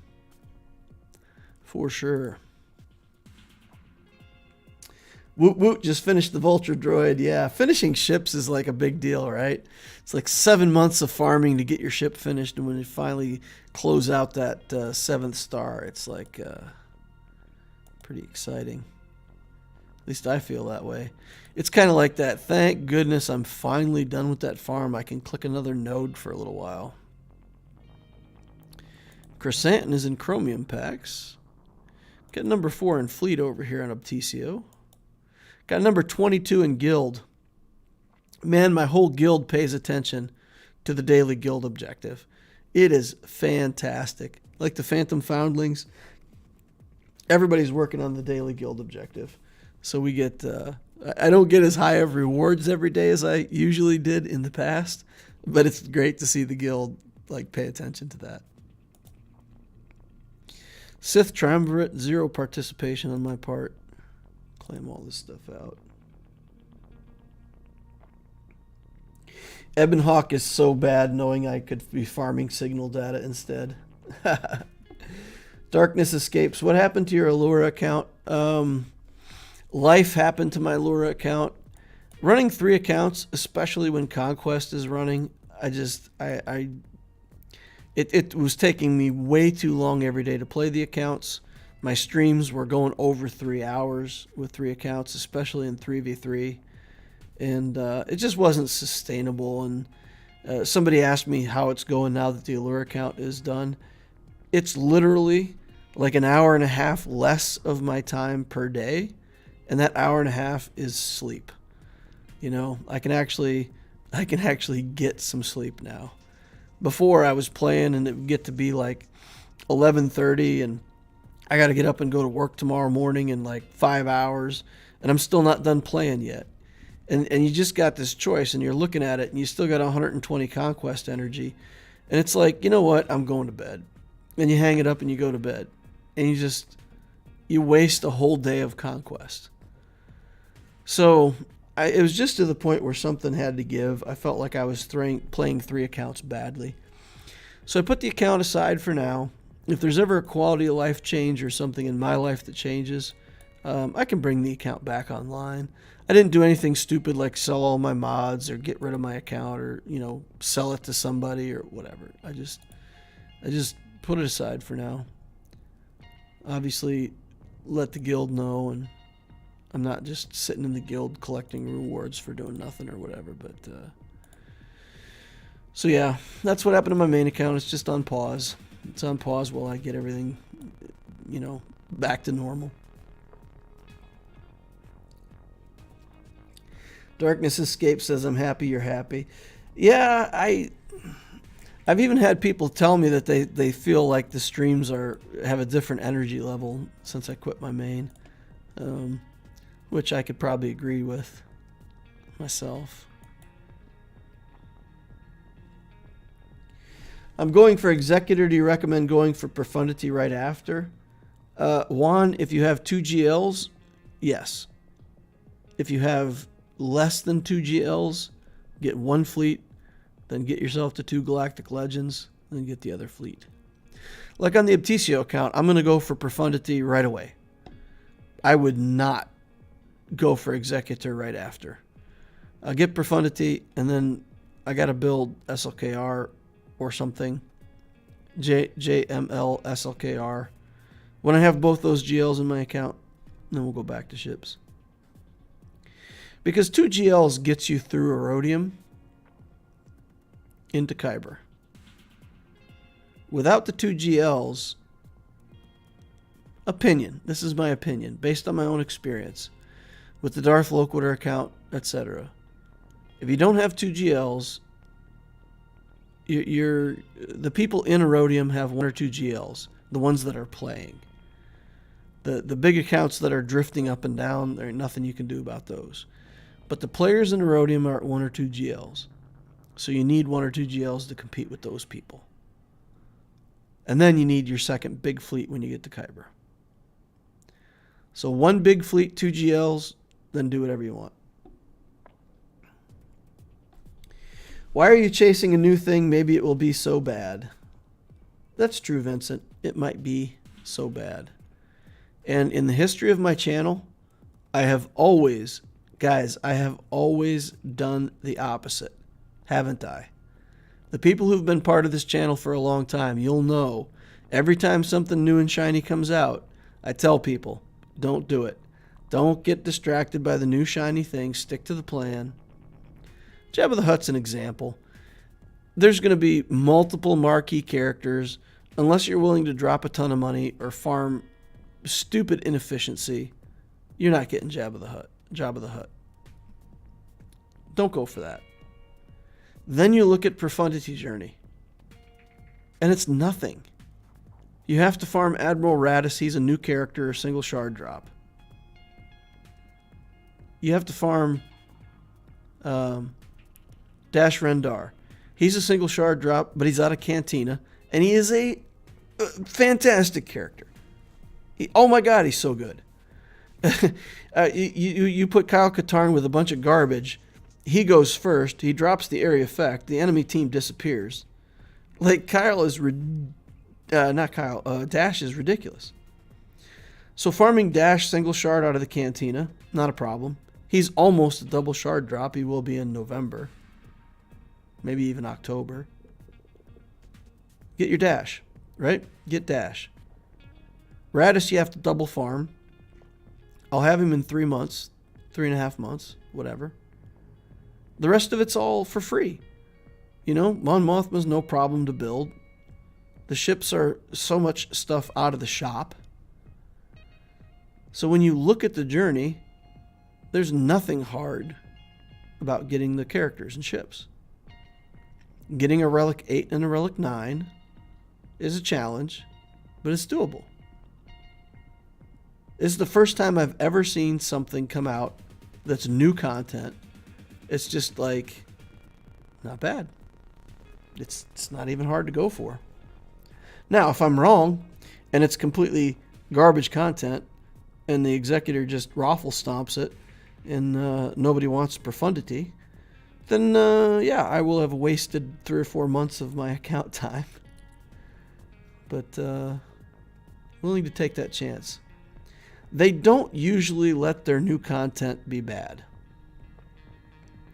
Each time they come out with a Galactic Legend, it's better than the last Galactic Legend.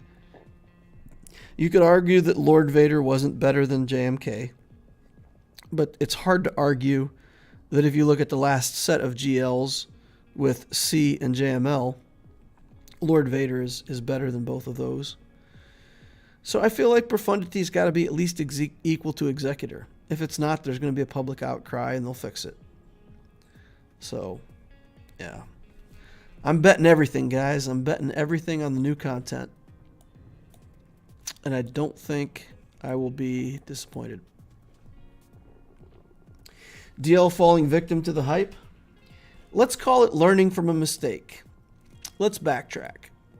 Let's take a look at Ye Olde Loquitur. I was working on the JMK journey when Executor came out. I said, stick to the plan. We're working on JMK. We're going to get JMK. I'm going to finish that. And my fleet was holding fine. And then all these Executors started to show up. And for the last, I would say, 8 to 10 weeks, I've been pushed out of the top 5. Now, I didn't get pushed out of the top 10. I just got pushed out of the top 5. But it hurts a lot. 10 weeks, 1,400 crystals a week, 14,000 crystals that I've dropped. That's $100. It's $100 just because I lost my competitive edge in fleet. What's it worth to stay on top of fleet? Profundity is better than Executor.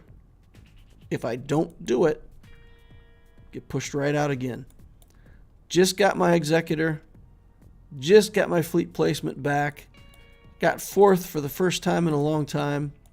Profundity comes out. A couple months later, I'm pushed out of the top 5 again. Is that falling prey to the hype? Or is it just saying, while they have crystals in fleet, which may change someday, it may change, but while they have crystals in fleet, got to go for the best new fleet. That's the hype. And I feel like if you get left behind and you don't have either the Executor or the Profundity, you will not get fleet placement. You'll get pushed out of top fleet. Now, when they come out and they announce that the fleet crystals are gone, then all of this is subject to renegotiation. They're supposed to come out with some more announcements about gear in the next month or so.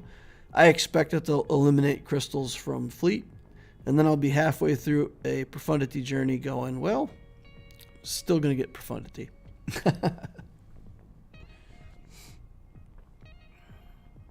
What do you think the worst GL is? For me, it's Sith Eternal Emperor right now by a long shot.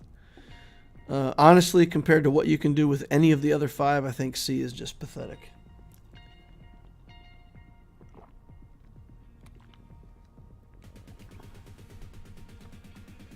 An awesome fleet like Executor is basically a galactic legend in Grand Arena. That is true. That is true, and I think Profundity will be another GL level ship. The question isn't whether you want Profundity or Executor. The question is, how can you get both? SLKR already leads into Executor. Profundity already works with JML. Those are those are the first 4 things in your account. SLKR, big fleet, JML, other big fleet, straight to Kyber. That's 2 years worth of work, right? 2.5 years worth of work. So it's not like build those tomorrow and win. But yeah, right now it's just fantastic. All right. Maul Morbid.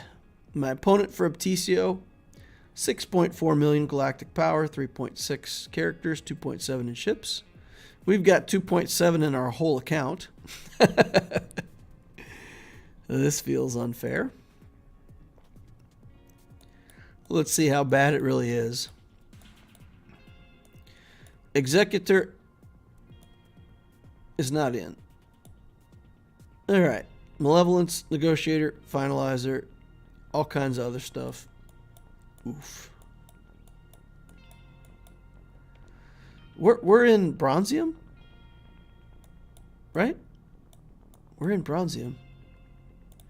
6.5 million galactic power in Bronzium. No GLs. Crew. Gas. Relic 3 gas. Padme. CLS. Wampa. Night Luke. Alright. He's closing in on JML. And then just a bunch of gear. Oh my good. Oh.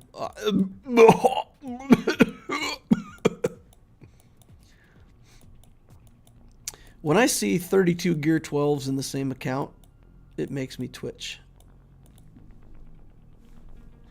I could see having a couple Gear 12 characters, things that you build up in the background that you don't bother to relic. But man, that's a lot of resources that could have been put toward relicking.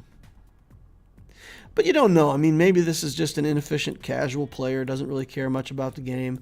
Been playing for 4 years. Everything goes to Gear 12 after a while. I don't know. I'll suspend judgment. I'll try to be less judgmental. Fastest character Padme at 248.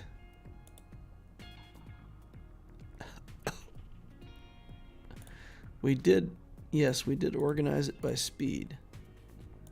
His fastest character is 248. Okay. So we won't have to worry too much about his speed on any character. If my opponent were to happen to watch this, even if you're a casual player, you know, mods help a lot. Work on some mods. Gear 12. Interesting. One relic with a bunch of Gear 12s. This Revan team is not to be underestimated. This is vicious. Even with a couple Jedi characters in here, just already Revan, Bindo, and Bastila is super annoying. And then with Zalbar getting in the way. And then Gas.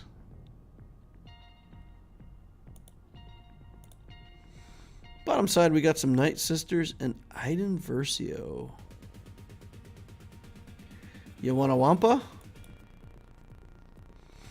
Our Gear 11 Wampa failed on the other account. Where's our Wampa here? Did we get more gear tiers on our Wampa over here? I think he's like 9. Yeah, he's 9. Oh, I don't think 9 is enough. I don't think 9 is enough. So how do I beat Iden? Vader? Come in with Vader and try to find some kind of pre-taunt.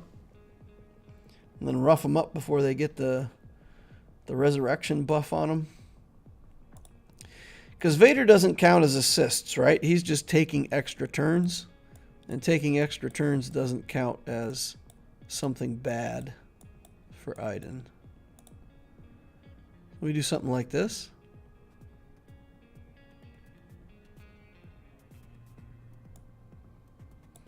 And then we need... Wait. Do I have my own Iden? I do. I have my own Iden. Can Iden Versio beat Gas?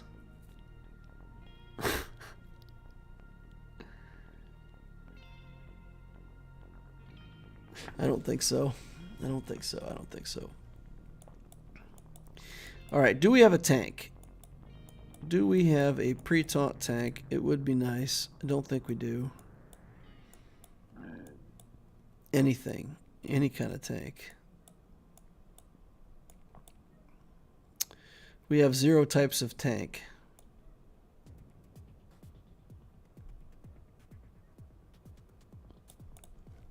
Did I ever put mods on Thrawn? Yes, we did put mods on Thrawn. 228. So if Iden goes first and doesn't kill Thrawn, then at least Thrawn can throw it back over to Vader after he loses his turn. And we can do our thing. Does this work, guys? Maybe they're so slow that I can use Mara Jade. 228.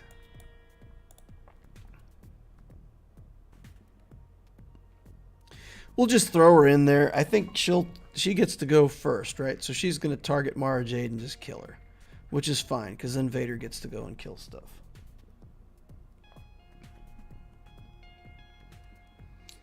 All right, let's go. Let's try this. Let's try to kill Iden with Vader. If they get the second turn, yeah, okay, they killed Mara. No surprises there. Okay, just don't let Iden take another ability block. They got the ability block on me.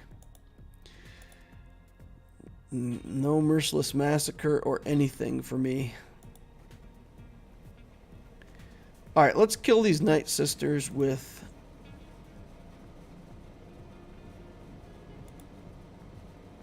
Let's kill these Night Sisters with something.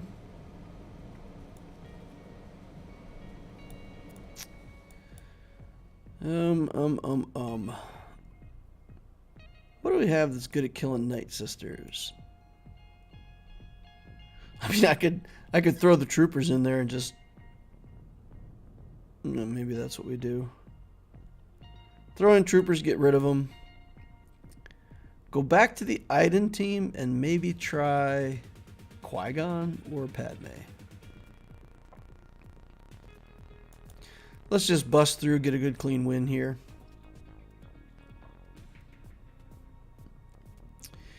Got a bunch of people hanging out in the channel and watching. We're still kind of low on the likes, though, boys and girls. If you could slide a like up into that like column, I would certainly appreciate it. All right, big area effect. Let's get our first kill. Put it over on Daka. Get our second kill. Put it over here on Asajj. Drain their turn meter. Get another kill. And now we can start killing Night Sisters for real. Bang. Only one hit. He had 4 to give and only took 1. What a ridiculous character.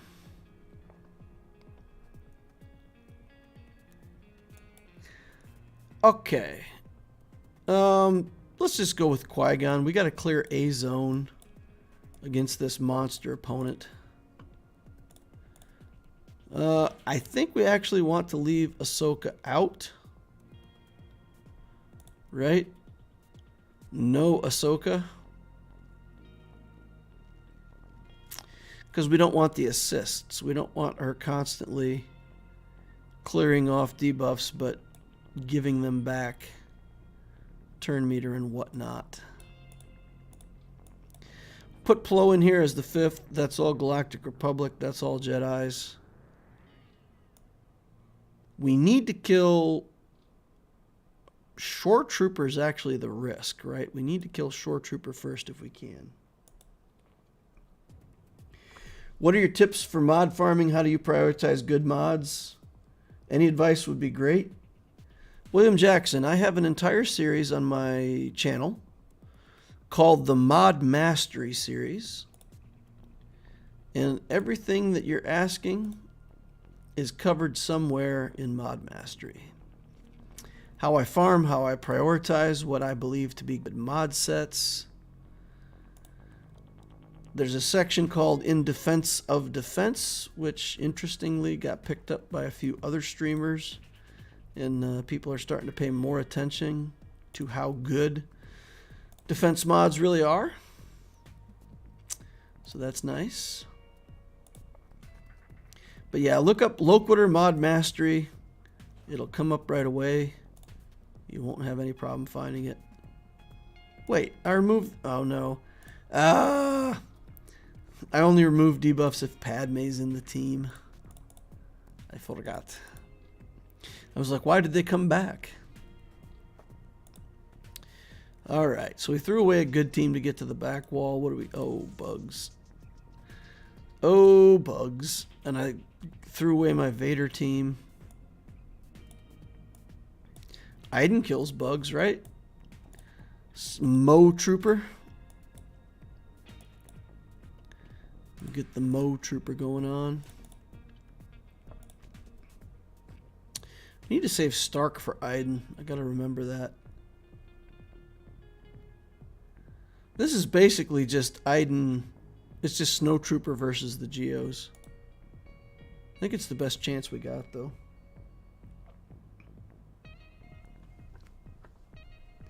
Awesome, thank you. New to your channel, but loving the content so far. Well, thank you. I hope it helps. And the whole point of this channel is just to try to help people. We'll put these buffs up. It doesn't really help us that much. All right, Stompy Stomp. Get some assists going on over here. Protection up. Big area effect. We're just trying to cost them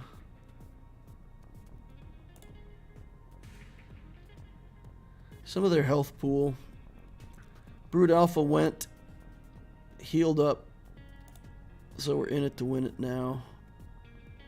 Let's put Taunt over here on Shore Trooper. Yep, they took that off in a hurry. How about again? Nope. No love. Mower. Come on, we got to get this Imperial Lawnmower going. The nice thing is every time the Geos go, we get pretty much full turn meter. So we don't mind them taking turns and giving us free health protection and turn meter. All right, we're mowing. We are mowing. Taunt. Nope. Bye. Hey, it lasts for one hit, guys. It's a good taunt for one hit. All right, we got a couple dead ones. This will kill the Brute. Brood Alpha is on the resummon for the Brute right now. Ha ha ha ha ha. He's on the resummon for nothing right now. All right, Stompy Stomp. Lost one trooper, but pulled it out with 62 banners. Ladies and gentlemen, the Imperial Lawnmower, Snow Trooper. The only good bug is a dead bug. Nice. All right. I don't think we have anything against this Revan team, but let us see what we can conjure. Got Padme with no Jedi Knight Anakin. Let's fling Grievous at him. Just for fun. We've got to do the build this soon Grievous team.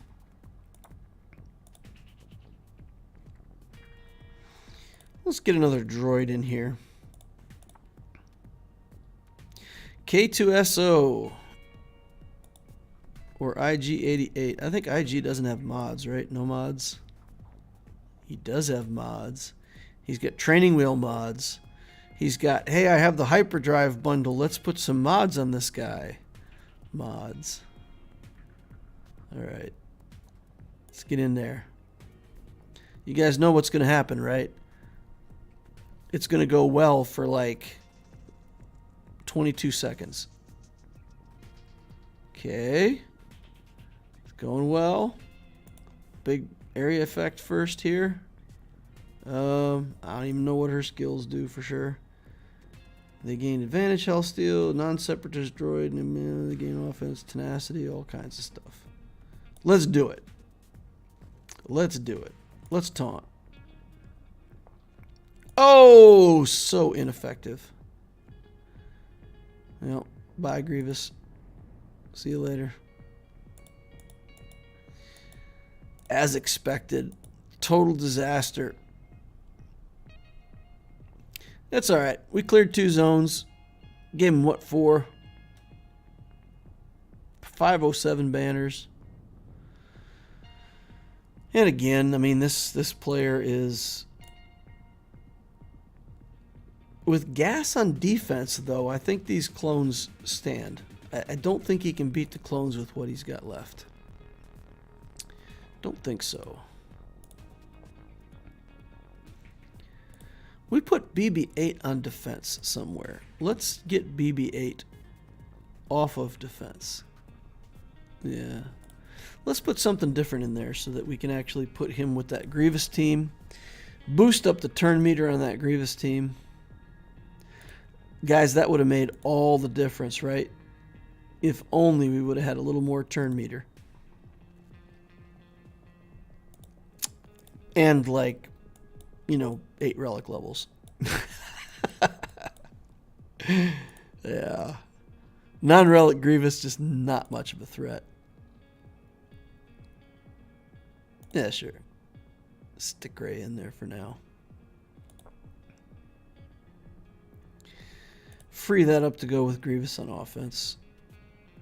Grievous is our next relic, guys, so once we get Grievous reliced on this account, that team will kind of jump up in viability.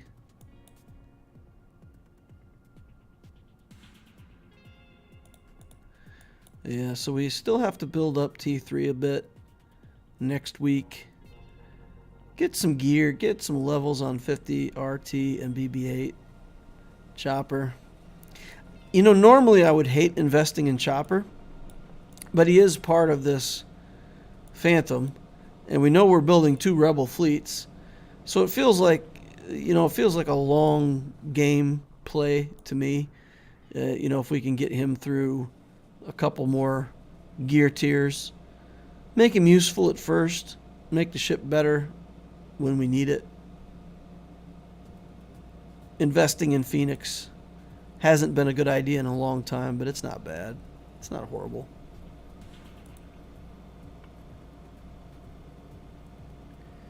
Elliot Hopewell, when am I able to get my roster review? Good luck on your GC. Mine went horribly. Elliot, are you the player known as Turd in Discord?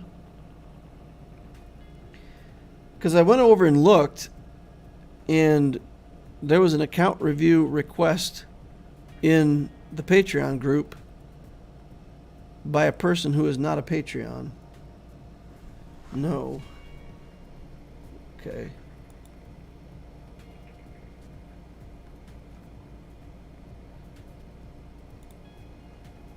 Yeah, I don't know. Something must have gone horribly wrong, Elliot, because I didn't see something in there.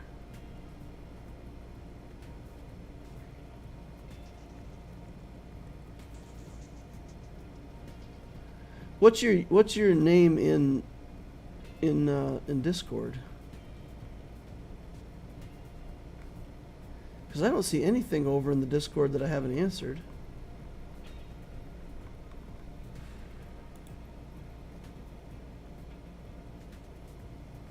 You messaged on Patreon. Okay. I'm sorry.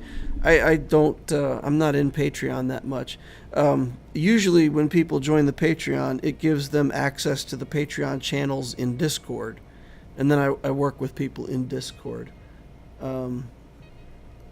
Yeah, that's my misunderstanding. Okay. I'll take a look. I'll take a look in Patreon. Sorry, I assumed that you meant that you'd come over to the Discord as a Patreon. Okay, that's squared away. We'll get that taken care of. All right, guys. Well, that's going to wrap it up for me for the day. We're going. You know what? Let's just do Elliot Hopewell right now. Go over to Patreon, find out this account number. We'll do it right now. So, Elliot, if you've got specific questions, hit me. Let's look at them in the chat right now.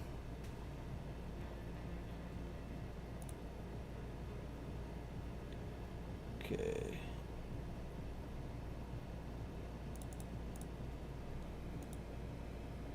Main or alt?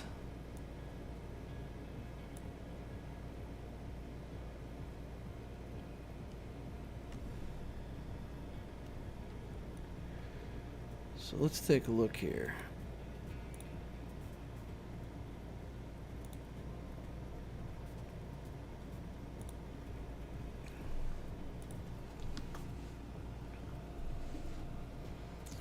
That's listed as the main.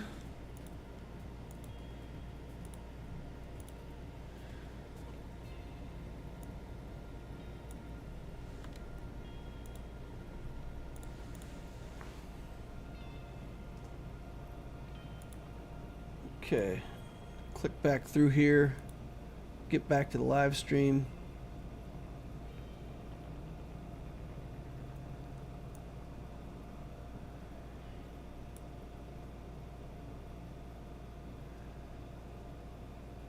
Okay. All right.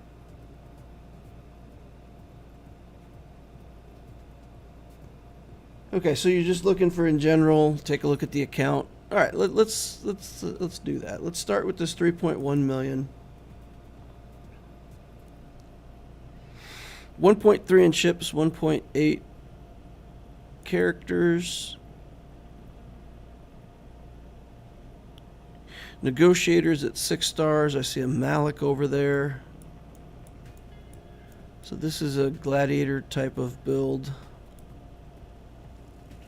So Negotiator, no malevolence yet. It's really worth building up at least one of these other capital ships for Grand Arena, if you like Grand Arena. Getting these characters to gear 11 so that you can at least max out the passive on these ships. This passive makes a huge difference for what you can do. So even if it's a lesser fleet that you're using for defense or offense in Grand Arena, it's still worth it to get your admirals to gear 11 for the passive. TIE bomber. The bounty hunter ships are coming in. So you're using bounty hunters as your second fleet, I'm guessing. Going for executor. Interesting. Razor Crest at 5 stars. Okay. So we've got Revens into Malik. CLS. Okay. And then into the Executor journey. It's good. That's good stuff. And then you got Treya and Scion at year 12. Love my Triumvirate. There's Nihilus in here too somewhere. Hey, maybe lower down, or maybe I'm just not seeing him. But yeah, Triumvirate's really good. Okay. So what are your plans after the Executor?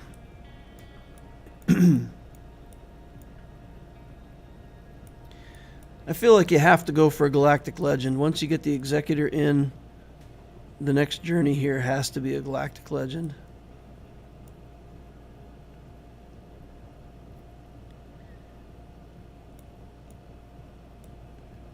JML, if you can swing it. I actually really like Ray for this account. Because you've got some good meta teams, right? You've got CLS, Revens, Darth Revan, Jedi Knight Revan, Padme. So, like, you've got a lot of good teams. You've got some participation already with the CLS team and Lightside TB. If you added on the Rey journey, you would get Rey herself. The Jedi Training Rey team. You could potentially hit Finn with the Omicron.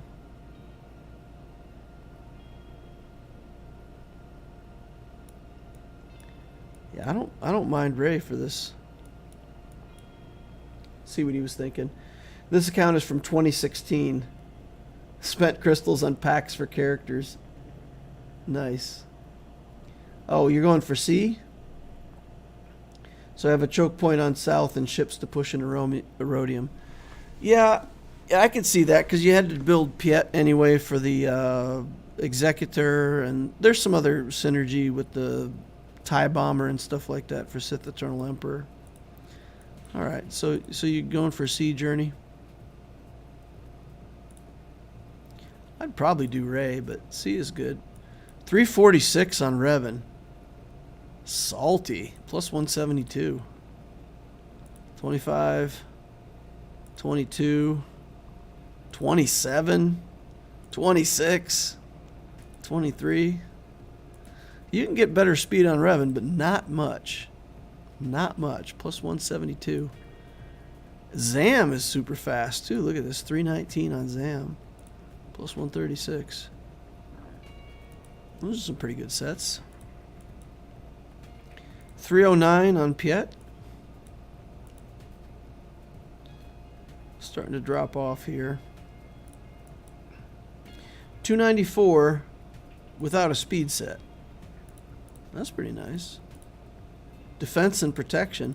I don't mind this defense main stat here at all. Bosk is hard to kill.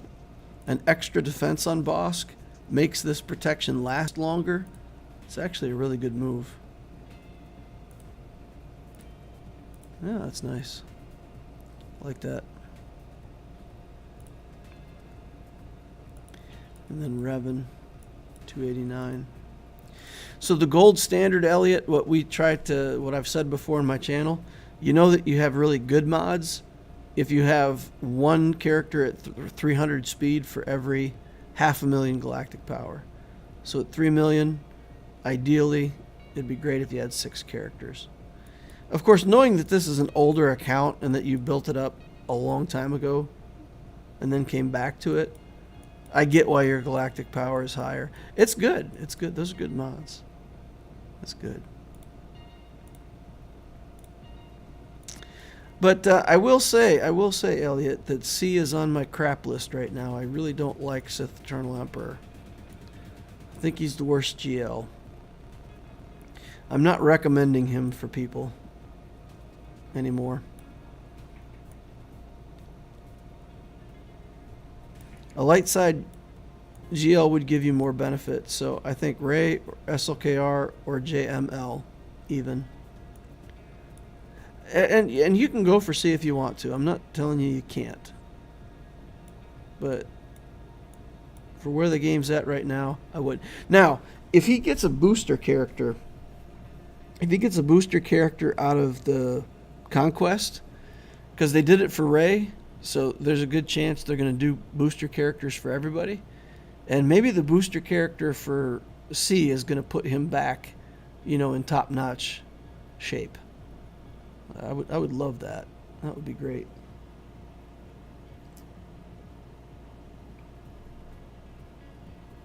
Your Vader mods are good.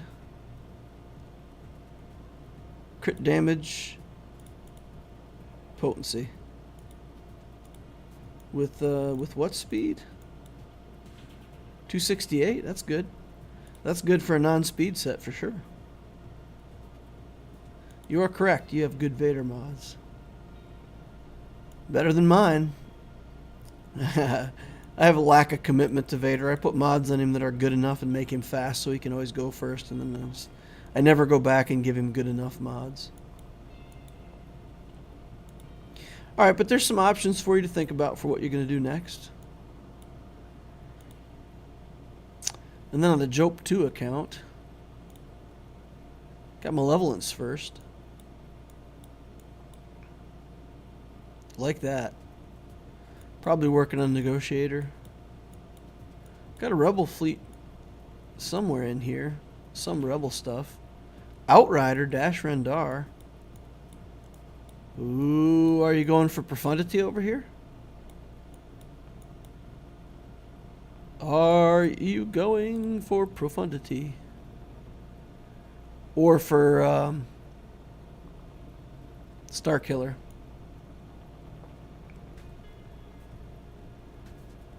Or you just Relic Dash because he's fantastic, one or the other.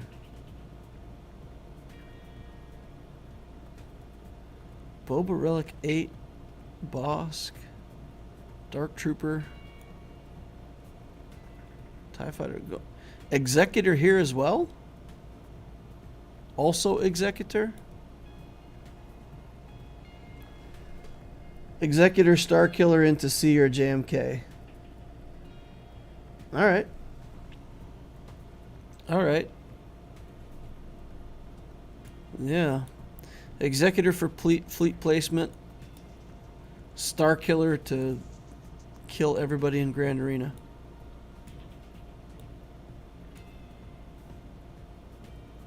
Wampa.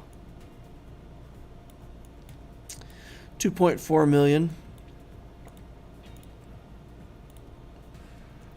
How we doing on mods over here? 343 Moff Gideon. Not bad. I got mine to like what, 350, so almost as fast as my Moff Gideon. 330. Oh, he's not relicked. Is that Gideon that fast non-relic? Yeah, that's nice. That's nice. He'll be 20 speed faster. 363 when he's relicked. It's really good. 330 over here on Dash Rendar. That's a really fast dash. On my main account, I made Dash all damage. Offense, offense, offense. He's not that fast. I think I even put an offense arrow on him, maybe. With the idea that he's just going to drop that big nuke at first and just, like, shred people. His damage is insane.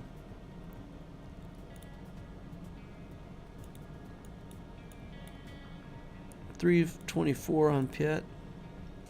Yeah, so clearly you know what you're doing on mods. I don't really need to or have any advice to give you on mods for sure.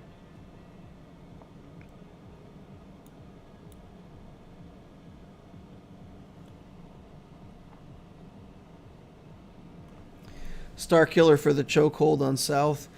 Are you working on the other characters? I mean, don't forget, if you go for Starkiller, you really do have to build the Luminari and Undula and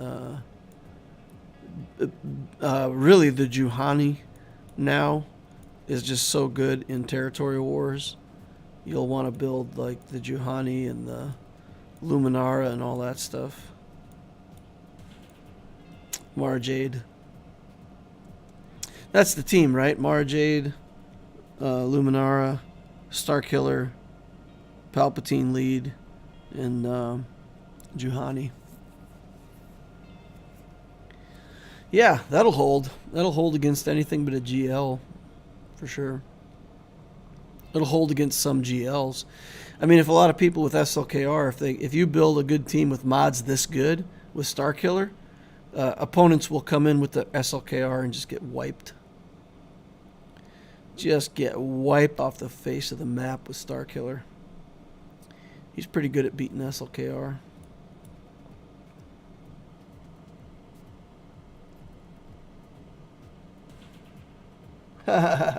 Oh dear, I have activated literally everything in my account.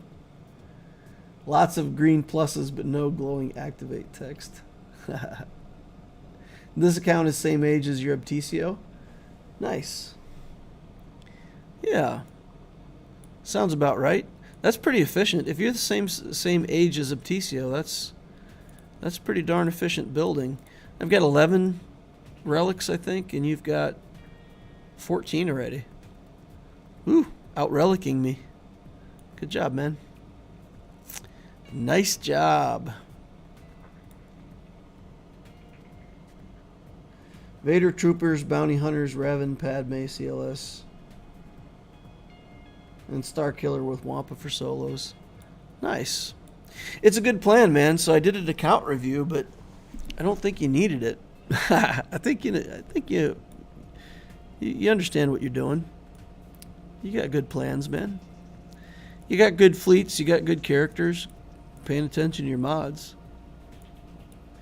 The only thing I would say that I really want you to think about not doing C on that main account. There's just other things that I think you'd be a lot more happy with long term.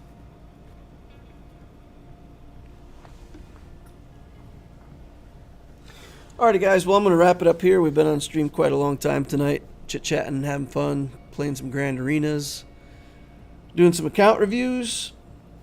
So I'm going to hang it up there. Appreciate you guys, each and every one of you. Hit the like button on the way out if you didn't hit it on the way in. Remember to subscribe if you want to see when I'm online again in the future. Join us over on Discord. We got a great Discord. Brag about it all the time. Really great community.